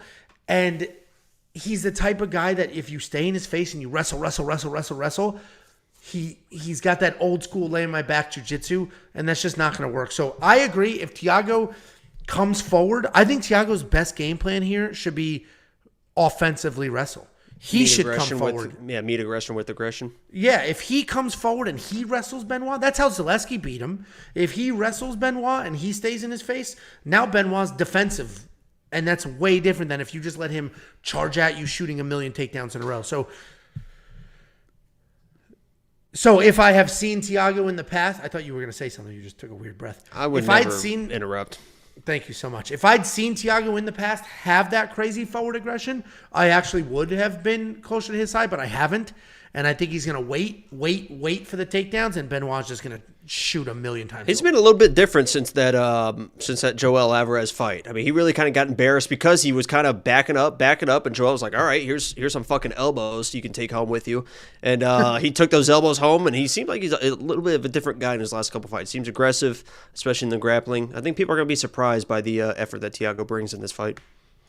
Yeah, I mean, it'll be a tough loss for me for sure because I threw a full unit on Benoit. But I will spend. But you got good value. That is good value. If he was still a dog, I would probably bet Benoit at a dog. I don't want him now, but that dog money, that was good, Angelo. Nice Thank job. you so much. I literally thought that when I looked at it, I'm like, oh, he's going to be a 3-1 favorite. And I was like, what? Who, These Benoit? are the odds? Yeah, I thought he was going to be a massive favorite, especially with recency bias and fighting at home. Like, there were just so many things. I'm like, this guy's going to be a huge favorite. Well, here. you know he doesn't actually live in the arena. I know. Angelo. He's Canadian. Yeah, he's, okay. And doesn't he live in Canada, though? Too? Oh, God. He's a French Canadian? I could be wrong. I thought he lived in Canada. I could be way He was fucking French Special Forces. Why would he live in Canada? because people move. Nobody moves I to could be Canada. wrong. He may not People be are living in Canada right now. Has I anyone thought he- ever actually moved to Canada? People are just Canadians. I And think they Canadians, I fucking moved to Florida. I know that. Jesus. Fucking Well, half the anyway, I am going to spend the $8,500 on Benoit.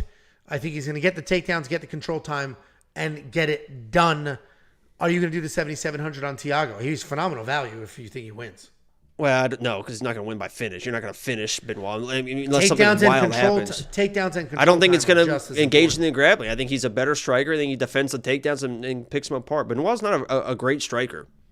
He's just tough. He's really tough. If you think Thiago's going to have his most success trying to keep the fight standing, I think Benoit's just going to relentlessly shoot and win. Cool. That's a lot of takedowns to Wow. defend. All right. Thanks, Hey, man. would you like to bet $100 against me? Oh, thanks, man. What, you want to go to bet openly right now? I'll do it right now. Run your fat little mouth. Here we go. All right, you put it up on you Bet opened it. Openly, and Yep. I'll take Here the we bet. go. Go ahead. You caused this. How much you Okay. want on it? Just throw $100 on it. Oh, just 100, huh? A unit. That's $100. I'll go fucking 3. I already have 100 on it.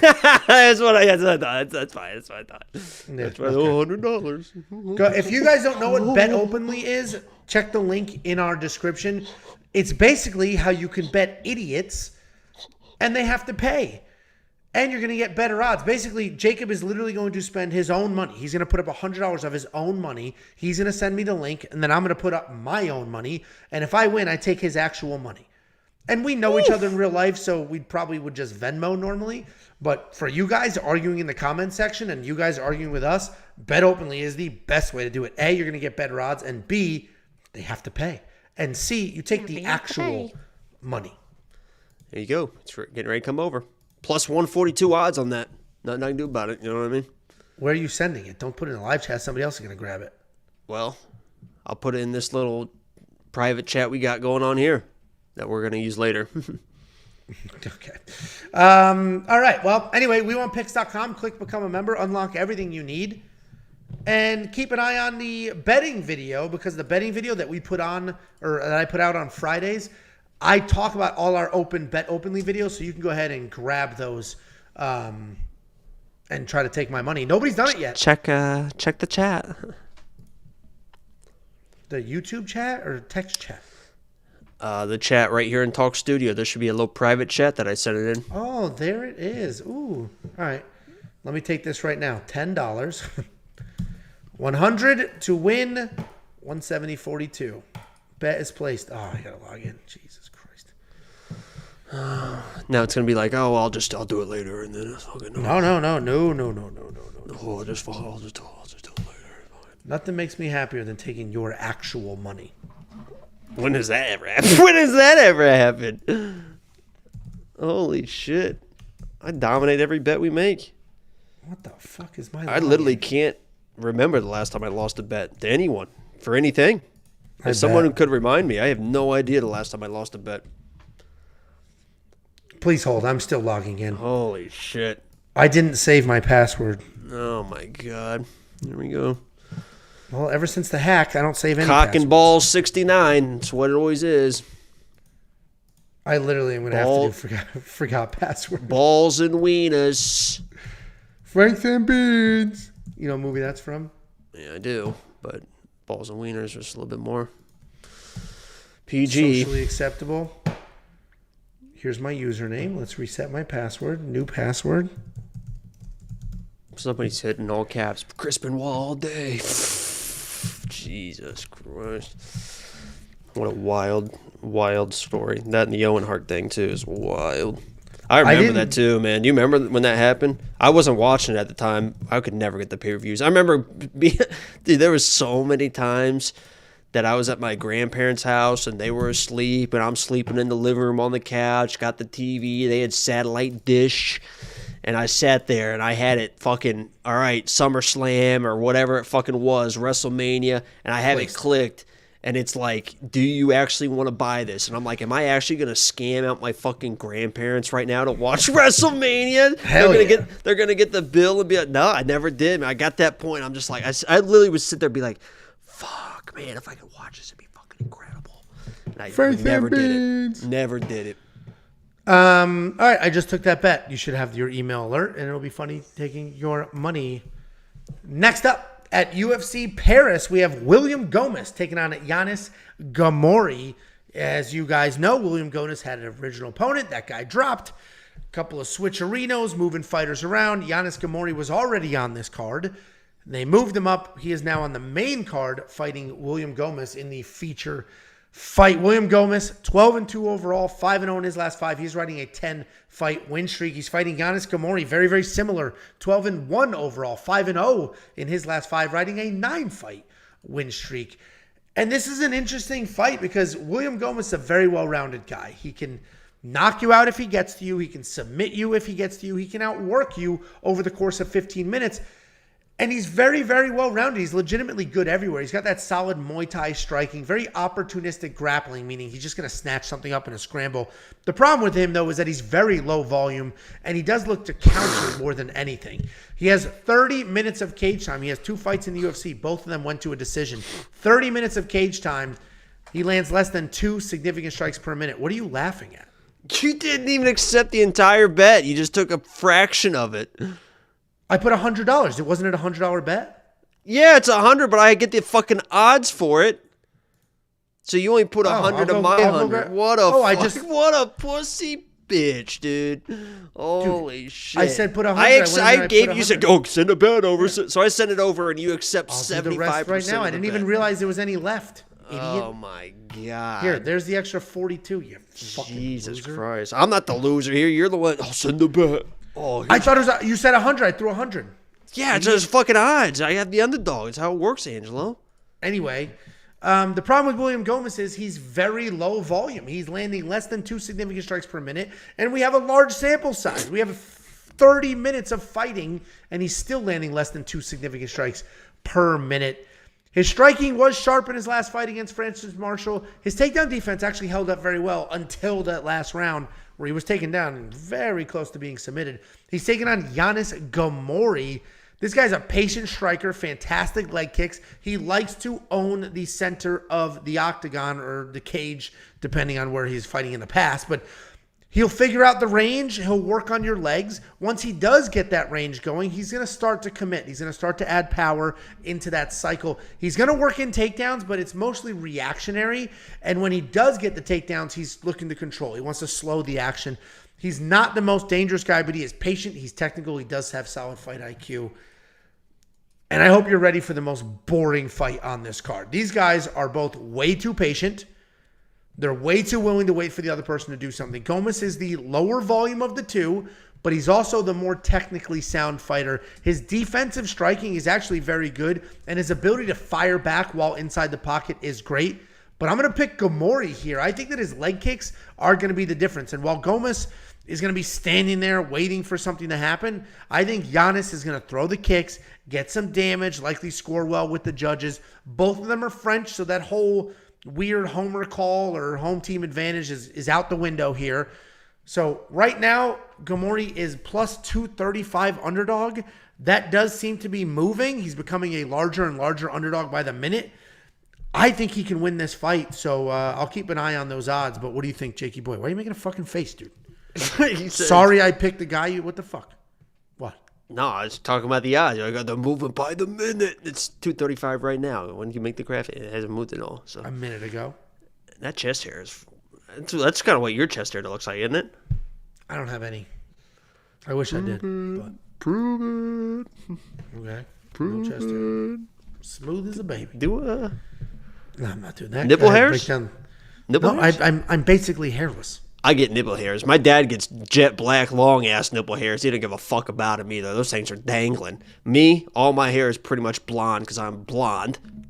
Yeah, sure. I am blonde, so all my hair is Sure. blonde, but I do get the nipple hair. I got to shave down the nipple hairs but they're blonde, so it is what it is, Is it my turn to break down this fight? It sure is. Looking forward to it because this fight is... Oh my God! This is the one on the stream that we're really gonna struggle with, and thank God that this is a middle of the day card because if this fight was on, because is this the featured fight now? I don't know what the order is gonna be. It is. But if this was a main card and we're watching this shit at 9 or 10 o'clock or 11 o'clock, holy fuck! Strap in. It would be not a good situation because both these guys are just so low volume. And I like William Gomez, former Lock of the Week winner. He is a tough dude. You mentioned he almost got finished his last fight. The fight before that, he almost got finished in triangle as well. He is I'm not going to tap championship mentality. I mean, he comes into every fight like, I am going to be the UFC champion. He trains that way. He fights kind of that way, right? In his toughness, in his durability, but he's just so low volume. And that's why I liked Lucas Almeida as the lock of the week. I mean, he was kind of the backup lock of the week because I think he can get in the face and be the more dangerous guy. But against Giannis, he should be the better version of that. I mean, these guys are like the same version of each other, but William Gomez is probably the sharper version. These guys are both counter strikers. And if you don't throw, they will not throw. This could be a situation where we are setting fucking records for lowest strikes thrown in an octagon with this fight. I swear to God, maybe it's gonna be something completely different, but both these guys are counter strikers. They're both pretty good. William Gomez is the better version of what they both want to be. So I get it that he's the minus 275, minus 300. It's a little bit steep for me because it's probably going to be a 29-28, maybe just a really close 30-27. We might get one of those switch situations where it's a split decision with 30-27s on both sides. I mean, it's a close fight, but I'm taking Jaguar, William Gomez, baby. I can't give up on him yet. Yeah, I mean, I agree. It's a tough fight to call. I just like Giannis because he does throw out a ton of leg kicks, and I think that could be the difference. While Gomez is waiting to counter, his leg could just get chewed up, and the judges might like that. I mean, you want to. It's got like that Muay Thai style, though. He lifts that front leg up. It's a hard leg to kick. This might be the worst take of the night. Yeah, I don't know. I mean, this literally might be the worst. There's nothing dangerous about William. I know that. I know. That's just a terrible take. But yeah, I don't know if I'm going to bet Giannis straight up, but if he continues to become a bigger and bigger dog, once the plus 3.5 props drop, he might be a perfect 3.5 play. Well, he was already a 3.5 play. That when he was matched up with Big C originally, I was like, oh yeah, they're both low volume, so I like the 3. And I think that was plus against Big C, which he was was it about the same odds, or was he a bigger dog? Again, I think it's about the same odds, and I think it was plus 130. And against William Gomez, it could be even worse than that. It could be plus 150, plus 160. Yeah, so we'll see what happens. If you don't know what that bet is, basically you're buying points on the judges' scorecard. The way that math works out is as long as Giannis wins one round on the judges' scorecard, he can lose the fight. But if he loses a 29-28 or even wins the fight, you'll get paid. If he loses 30-27 or gets finished, then obviously that bet doesn't cash. But if he wins by finish, if he wins a full-blown decision, if he loses the 29-28, on all three judges. All three judges. Or one judge 30-27, and then, it basically is... No, it's got to be all three. Like no, it's got to be all three. If you're a minus 3.5, you can have the other side. If you... I just lost it because there was 130-27, Angelo.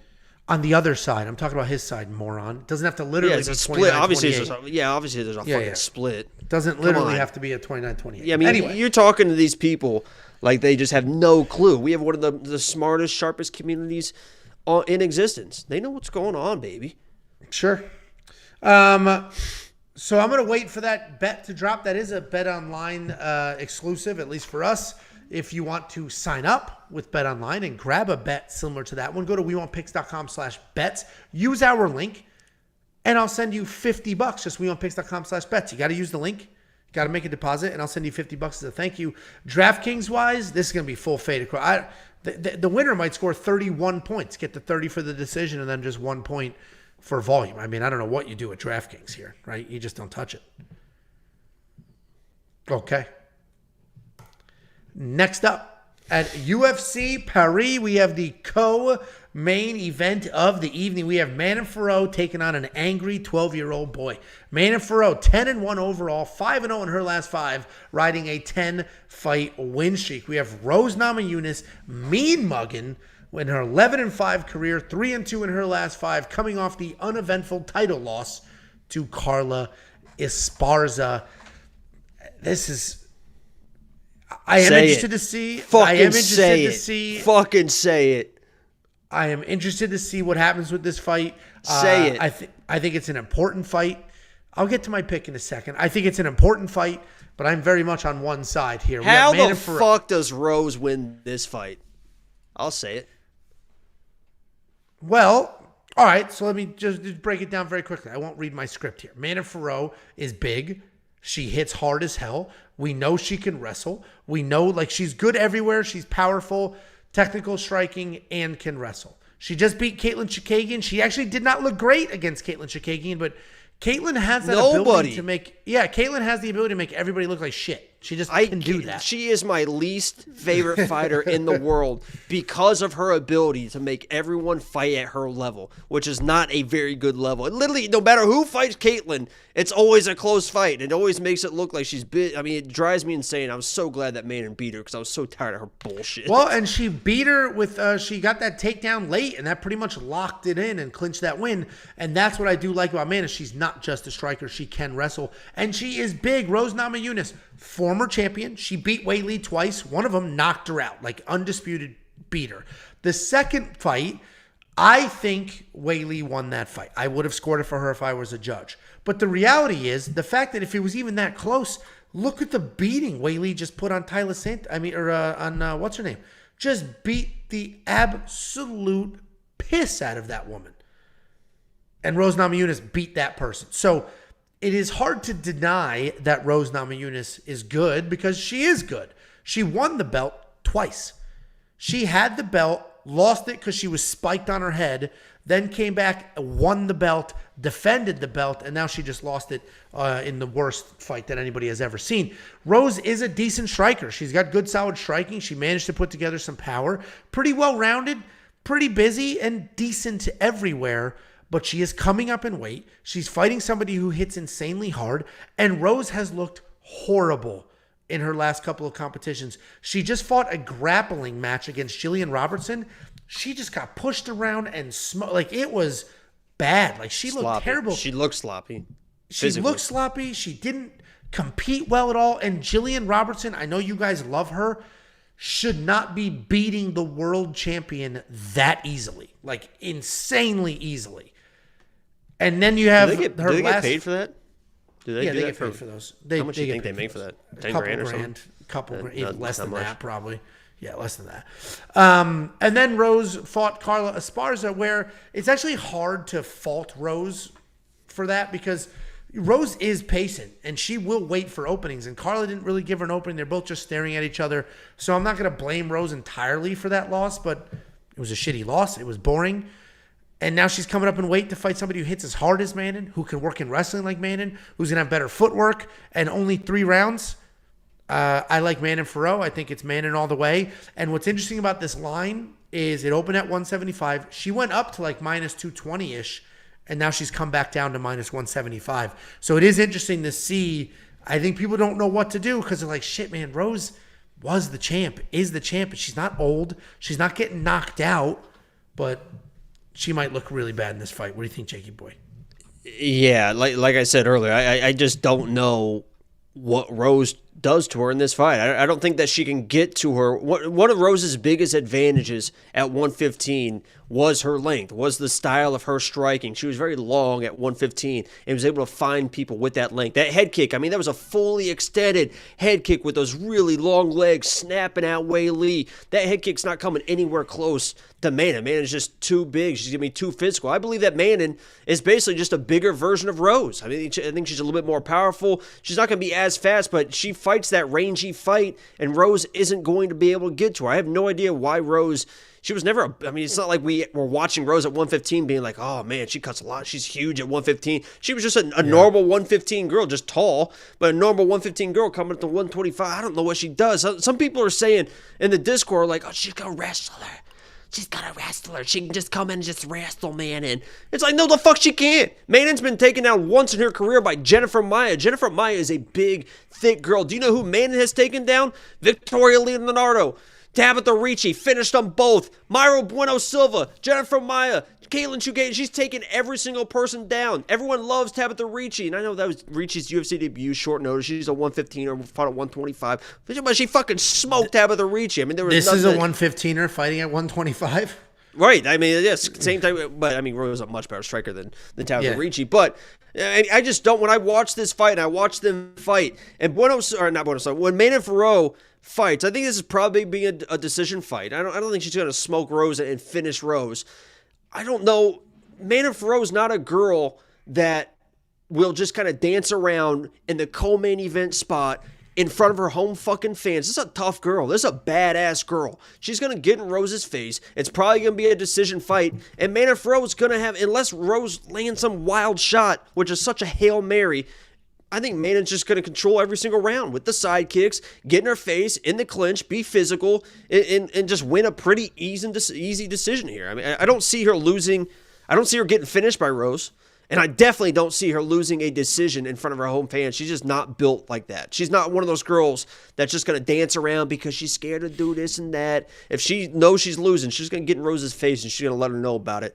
And I think she can just dominate this fight. I just think she's a better version of Rose. This is like one of those situations of Ian Gary talks about the new age MMA fighter. Ian Gary's kind of that. I think Manon's one of those for the females. Just so well-rounded and physical too. No, listen, and I don't want to take too much away from Rose because not only was she the champion, it wasn't a fluke. She was the champion, lost her belt, and then earned it back, which is a very, very, very hard thing to do in this sport. Almost never do you see somebody, and she didn't earn it back with like an immediate rematch, and I mean, I guess she did, but she then continued to defend the belt, continued to fight. You could argue she was one of the most accomplished champions at that weight class. It's actually... Her accomplishments are actually incredible. I just think this recent skid is bad. Like that fight to lose the belt was bad. That grappling match was bad. She took a year off. She has always been very vocal about she hates fighting, hates the mental aspect of it. She literally shaves her head because she was like, I don't want people to talk about that. I'm pretty. Like all of these things. I just think the pressure of being champion was a lot. I think there's a lot of people in her ear, a lot of stuff going on. And maybe now that she's not champ, she's free of all of that. Oh, that's what Usman said. I'm glad. Yeah. I'm actually glad I got knocked out because I could fuck with a fucking idiot. Well, and frankly, if Rose looked better in that grappling match, then maybe that is the case. But she looked terrible physically and skill-wise. So I got to go Manon.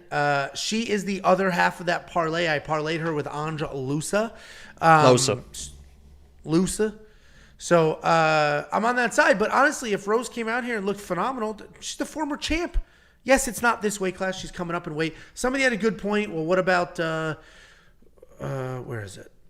Somebody mentioned that they're the same. Grasso They're the same height. I have no doubt that they might be the same height. Yeah, who but cares? There's no difference in size. I mean, Manon is a thicker girl. You're going to tell that they're different sizes.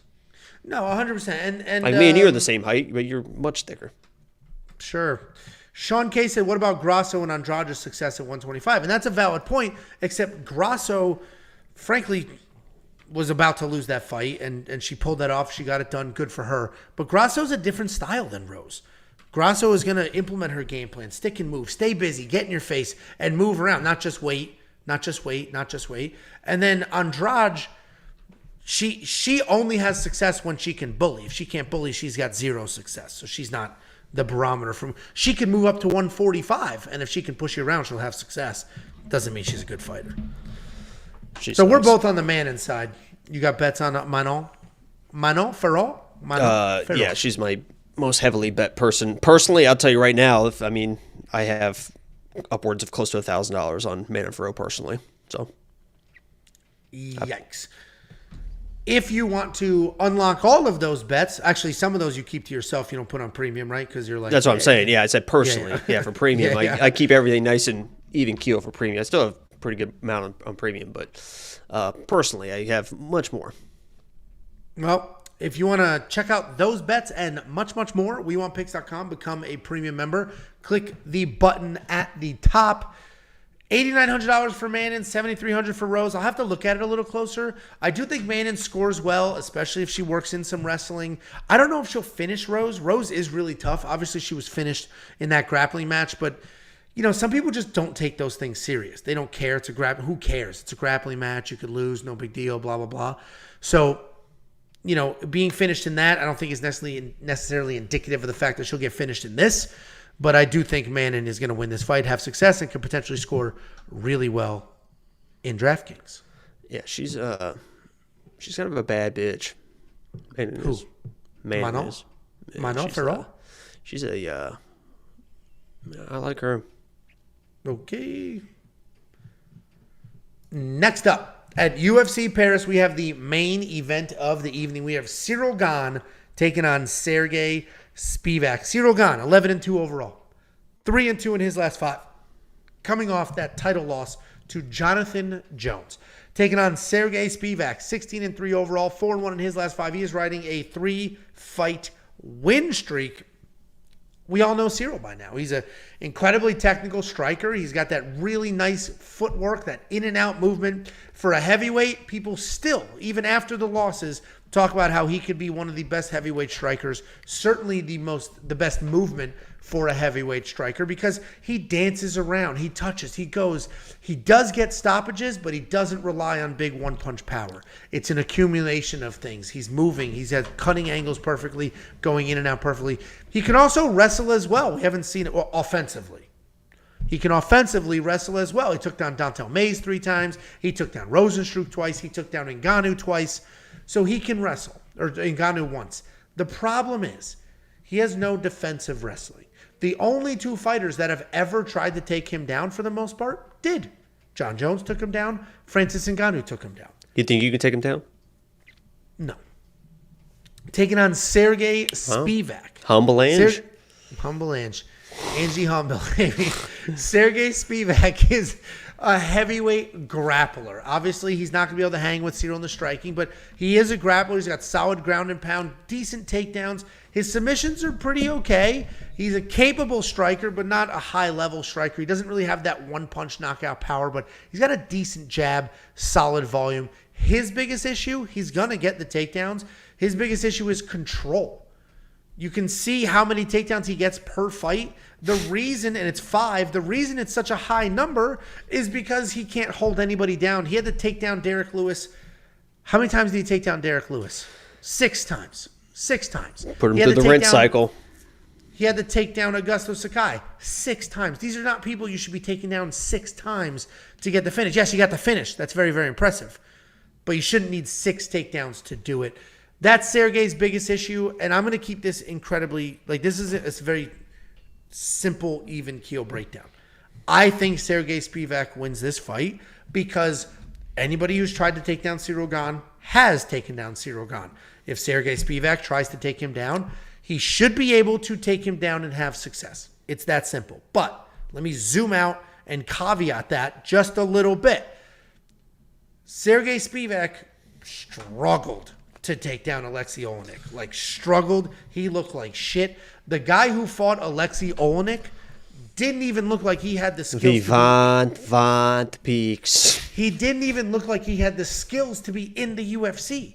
Now, since then, he's racked up some solid wins. He's looked good. His takedowns were clean. He's big. He seems to be getting his confidence. So I do think he'll win. But obviously, Ciryl Gane can dance around, touch up Spivac. If Spivac doesn't have the early wrestling success, then Ciryl Gane's just going to light this dude's face up, turn it into hamburger meat, and move on. But I am on the Spivac side. I do have a half a unit on him at plus 145. And what's interesting is that line was going the other way for a little bit, and now it seems to be rebounding. What do you think, Jakey boy? Yeah, I'm not ready to give up on Gane quite yet. You know, that John Jones fight is what it is. The Francis Ngannou fight is what it is too. I mean, at this point, but you know, Gane to me was beat before that fight even started. I mean, there was just no anything that he showed in that fight that he was prepared mentally or physically or anything for that fight, which I was actually at that fight, UFC 285. There's a picture of me and Amanda Hebos. So that was a fun experience. By the way, happy birthday to Amanda Hebos. It was her birthday Saturday. I did message her or sent a tweet out on Twitter that she did not even acknowledge, which maybe she hasn't been on Twitter yet. I don't know what the issue is with that, but, you know, someday, I guess. But Ciryl Gane, to me, this matchup, and you can tell me if you agree or disagree, which you're probably going to disagree, but that's fine because I'm right in the situation, is like the heavyweight version of Sean O'Malley and Aljo. Because I think Sergey is a good grappler, right? And he's doesn't have the control that Aljo has, but the way they both wrestle, not great entries. I mean, it's not like great singles. It's not open mat takedowns. It is just kind of pressure you with strikes, get you against the fence, and from there, Sergey, Aljo will level change, and he will turn into a wrestler, where Sergey is more of a body lock and trips. He loves the trips, inside trips, outside trips. The Derek Lewis takedowns, he's not going to be able to get those against Gane. I mean, he basically, one of them was like a headlock takedown. Then he was just seat belting him and just drag him to the ground. Ciryl Gane is too much of an athlete for those type of takedowns to work. I mean, he has good balance, good footwork, but it's going to come down to the entries of Sergey. Can he get to a guy like Gane with the footwork, with the in-and-out style, in front of the home fans? That's a huge part about this. Because if you go back and watch that Tai Tuivasa fight where Gane was fighting in front of his home fans, it is head and shoulder, the energy that he had in that fight. He is a different person. He is a guy that when he fights with confidence, you realize, holy shit, this guy is one of those top guys. He absolutely destroyed Tai Tuivasa. Obviously, he got dropped a little bit, but I don't think Spivac. I don't think Spivac's got kind of that shot that Ty is going to have. But he handled that fine. I mean, he handled the adversity fine, popped right back up and kind of destroyed him in that fight. I just don't like the entries of Spivac. I think he's going to do the same thing Aljo did, which is just kind of try to corner, try to chase, and God just kind of beat him up and pick him apart. And I think Spivac's going to get tired. Not going to be able to get the takedowns once he gets beat up with the jab and the strikes are gone. And by the time he's able to find him, I think Gane can just kind of shrug him off and lay on the volume and finish this fight. So it's a situation again, just like with Aljo. If Aljo was able to get a takedown on Sean was in big trouble. He was going to be in big trouble. If Sergey gets Gane to the ground flat on his back, Gane's going to be in big trouble. Big trouble. I just don't think you can get it there. So I'm sticking with Ciryl Gane. Did you watch my quick picks video? I don't watch anything that you do, but I know you watch all of my stuff. Well, you said Ciryl like in jest, but I was like, let's do a drinking game. Every time Jacob says Ciryl Gane instead of Ciryl Gane, take a shot. Did I do it? You did not do it until you forced it at the end there, but you normally do that like a lot. Like for some reason, you always call him Ciryl. And I thought of it because you and I were talking like this weekend and you said cereal. And I was like, man, I should fucking. Ciryl Gane. It's Ciryl Gane. There you go. Ciryl Gane. That's what Angelo eats. Fat Angelo. Ciryl Gane. Anyway. Poor guy, huh? You live a rough life. Life's pretty good. My eyes are unbelievably dry. That's wow. rough. I wonder why that is. Dehydration, most likely. I walk 8.1 miles. How's your elbow? I went to physical therapy. They got that taken care of. Yeah, it's crazy how that works out, isn't it? So, I mean, Angelo literally was calling me crying. I think there's something really wrong.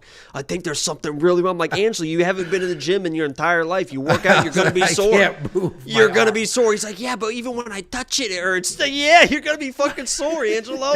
I think I need surgery. I couldn't move. I texted him today, how's the elbow? Oh, well, find out how that works. Eat a couple bananas and you're good. Physical therapy, man. Anyway, Jacob and I are split on this one. I do only have that half a unit. I saw the plus 145. I was like, man, he can get the takedowns. And that was it. But it would not be the most surprising thing in the world if Ciryl Gane just lights this dude's face up, dance around in circles. Because to your point, there have been moments where it's like, oh yeah, he could be champ. Absolutely. Well, he was champ. And, well, not really. He had fake the belt around his interim waist. champ. So Okay. This dude has lost. I don't know 2 what else to title call that. If you put a belt around my waist, I mean, you're going to have to wrap it around twice if it's 20 years, but I'm going to call myself the champ. He's fought. He has lost 2 title fights. He has 13 fights, and 2 of Yeah, them but are his title team fight is losses. ranked in the top 100 in FIFA. Everything that? Sure. Anyway, $8,700 in DraftKings for Cyril. This is probably a must play on either side because I do think if Cyril wins, I think he finishes Spivac. I think he's got power. Somebody He's finishes not- somebody here, probably. Yeah, exactly. I think you pick your side here. If you're very confident in Cyril, and you worded it well, where you're like, yeah, I haven't given up on him yet. And if you haven't given up on him yet, and he's the far better striker, it's not even fucking close. He's the best heavyweight striker there is. Yeah, he's the far better striker. It's just a matter of, okay, was that, yeah, John Jones took him down because John Jones is the GOAT. Yeah, Francis Ngannou took him down because he's a physical beast and nobody was expecting him to shoot takedowns. If that's the case, then yeah, Cyril's going to look great defending these takedowns. But if it's, And he said, turns out, he said after that John fight, I'm going to start working on my wrestling, which is like, yeah, wait till after you why the fight fuck did you wait till then? Like, the fuck did you think John Jones was going to? John Jones can't strike with you. What the fuck you think he was going to do? No, we'll see. I'm interested in it. Frankly, if Sergey Spivac was the favorite, I wouldn't have bet on him. I'd probably still pick him to win, but I wouldn't have bet on him. The reason I actually spent money, I was like, man, plus 145 is decent with a very clear path to victory. So That plus 250 would have been fun. If anybody has one of those, let us know. Yeah, One of those those tickets. are nice. That would have been juicy. yeah. Yeah, and I still, and to your point, I picked Gane. Didn't bet him. Yeah. Well, that was like me with I'm not Alvin. ready to give up on him, but he's not getting my money anymore. I mean, I've been there, done that. So. Well, that was, that's basically. That was exactly I was at the fights, and I literally just missed like a $1,700 parlay because Shevchenko had just lost, and it was let me get on Bet Online really quick and make it all back on Gane. I was in Vegas at the fights. I was like, we got to make Shevchenko lost. We got to make it all back. We're loading up on Gane, and that was a rough because we're sitting there, and all of a sudden, like the fight starts, and I'm looking at the screen, and it's like, by the way, we had great seats. I didn't have to watch the stream, but Yeah. I looked at the Yeah, looking that's at what the it screen. sounds I'm like, wait. I look at Big Don. I'm like, dude, the fight's over. What the fuck just happened? I'm broke as fuck. He's like, you ready to go to the bars? We can't afford to go to the bars. Yeah. Want to Uber? Now we're walking. We got to sit there and pretend to gamble so they bring us the free drinks. No, it definitely. This will be an interesting fight. I'm looking forward to it. The main event and the co-main event of this card are very good. The rest of these fights are pretty bad. This is a pretty bad fight card. There's some. It's a weirdly sprinkled in, like the Farid fight. That's a good fight. Sure. And that's about it. Yeah, it's not a great card. And you know what? These are the cards that deliver. The ones that don't really have the name power. We're gonna make it fun Saturday though. We're gonna live stream. It's my first live stream back. We're gonna make it fun early. I like the early one. Starts at 11, I think, Central. And it's your only live stream for a little while because then 293 is right after. So you got to get it all in. Oh, we'll be straight. You're coming over. My mommy's going to be in town and she's cooking a feast. Did she get out? I don't know if my mom got out. She was supposed to fly today. Thursday, she's flying. I think my sister asked and she didn't respond, so it's like. That's not good. Or she's Oh on no, the she plane. did. Yeah, she did. Yeah. No, my mom's flying out. Supposed to fly out Thursday. $5 from Siggy said, "Where's the safety parlay for this week?" It's not up yet. Well, you didn't finish the. When people spend money, so you read it all. Big Chungus. There's a chungus among us. Make a noise you think somebody named Big. Laugh like a Big Chungus would laugh. I got one ready. Yeah, Big Chungus sounds like a Polynesian, like a Hawaiian, big, like that dude in Forgetting Sarah Marshall on the beach. That looks like You're a the Big guy on Chungus. heavyweights where he's like, hop on the scale, and the second he hops on the scale, he's like, get off the scale. Get off the scale. WWE says Congratulations, Angelo. You're the fattest boy in camp. Jesus Christ. My mother is 5'1" and weighs less than 100 pounds, so she is not Big Mama. Well, okay. She's Settle the awesome, fuck though. down. She's Well, cool. she's literally. I literally Not have her easy. cooking. I literally have her cooking a whole feast, an entire feast. Anyway, guys, let me. Do you have enough rooms there? Because I got an extra room. I'll let her stay here. Maybe she'll clean that fucking dump. Dude, this my apartment right now Iron is your like clothes. a fucking disaster. Why? Holy shit! I just have given up. Like, nobody ever. I mean, who's the fuck's gonna come over? There's no like. There's nothing. The only time people could come over because I'm such a busy guy is on like Friday or Saturday nights. Saturday nights I'm usually streaming. Friday nights it's like I'm just relaxing doing me. Nobody's ever gonna come over. So what the fuck am I cleaning for? I don't give a fuck. There's dog hair everywhere. We're just living our lives over here. Bachelor party, baby. Can't wait for your In the episode penthouse. of Hoarders. The third floor penthouse.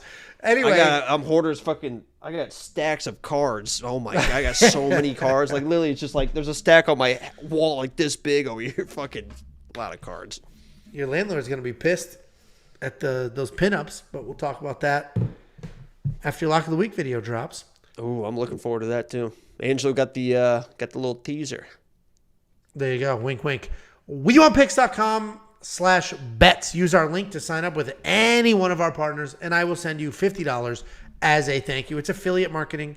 They're going to pay me, and then I'm going to pay you some of that money. It's just literally that simple. WeWantPicks.com/bets. Sign up, make a deposit, and I'll send you that $50. You can use that money to become a premium member. Premium membership is going to get you everything you can imagine, including courses. One of the number one questions we get are, what are those DraftKings numbers? I'll get there. What are those DraftKings numbers on the screen? Well, the DraftKings course under More in the menu will go ahead and walk you through what that is and what you do with it. You're going to get the line movement tracker, opening odds, current odds, win probability, and line movement for every single fight on every single card. You're going to get detailed data, metrics, and analytics. You're going to get far more than just me and Jakey Boy. There are now 5 different analysts giving you picks and bets It's for the running. every card. It's the running mouth MMA running. It's the running mouth MMA. Every running mouth. It's the running mouth. We want picks. Collab. It's the collab. Bowl racing running mouth. And we want picks. Angie, baby. Do it, baby. Spit your verse, baby. Go, Angie. Spit that verse, Angie. Spit that verse, Angie. Okay. We're done. So, I don't have a freestyle for you, but it's me, Jacob, Artem, Running Mouth, and the Pick Doctor, all of which giving you picks and breakdowns and insight for all of the events. WeWantPicks.com, become a premium member. Use code MOUTH. Let them get paid. They get the money. So use code MOUTH. Let them make some money to welcome them to the We Want Picks community. And that's it. Were you saying something? Oh, no, we have a super chat. $10 super chat from Go Flamingo Spivac via molestation. Remember last week when you accused me of lying about a 42-1 parlay? I got a bunch of parlays. That round, Spivac, you ain't learning wrestling in 6 months. All right, well, I did accuse you of lying. You did have a ticket. It was very suspicious. It was a suspicious ticket, or he proved it, so I guess he wasn't lying. What was suspicious is he was like, I had it's Sean official O'Malley. now. The Gomez and Giannis is official right now. There you go. He said, I had Sean O'Malley round 2 finish. And then the rest Wonder were where he like, got that idea. The rest were like 8 money lines. So it's like, wait, you did 8 money lines and then one very specific, incredible, that's what seems so shocking about it. But he did share the ticket. Photoshop does exist. I'm not accusing. I'm not. Thank you very much for the super chat. If the glove doesn't fit, you must acquit. It's the running mouth. The running mouth. There you go. The running mouth. It's the running mouth. Running.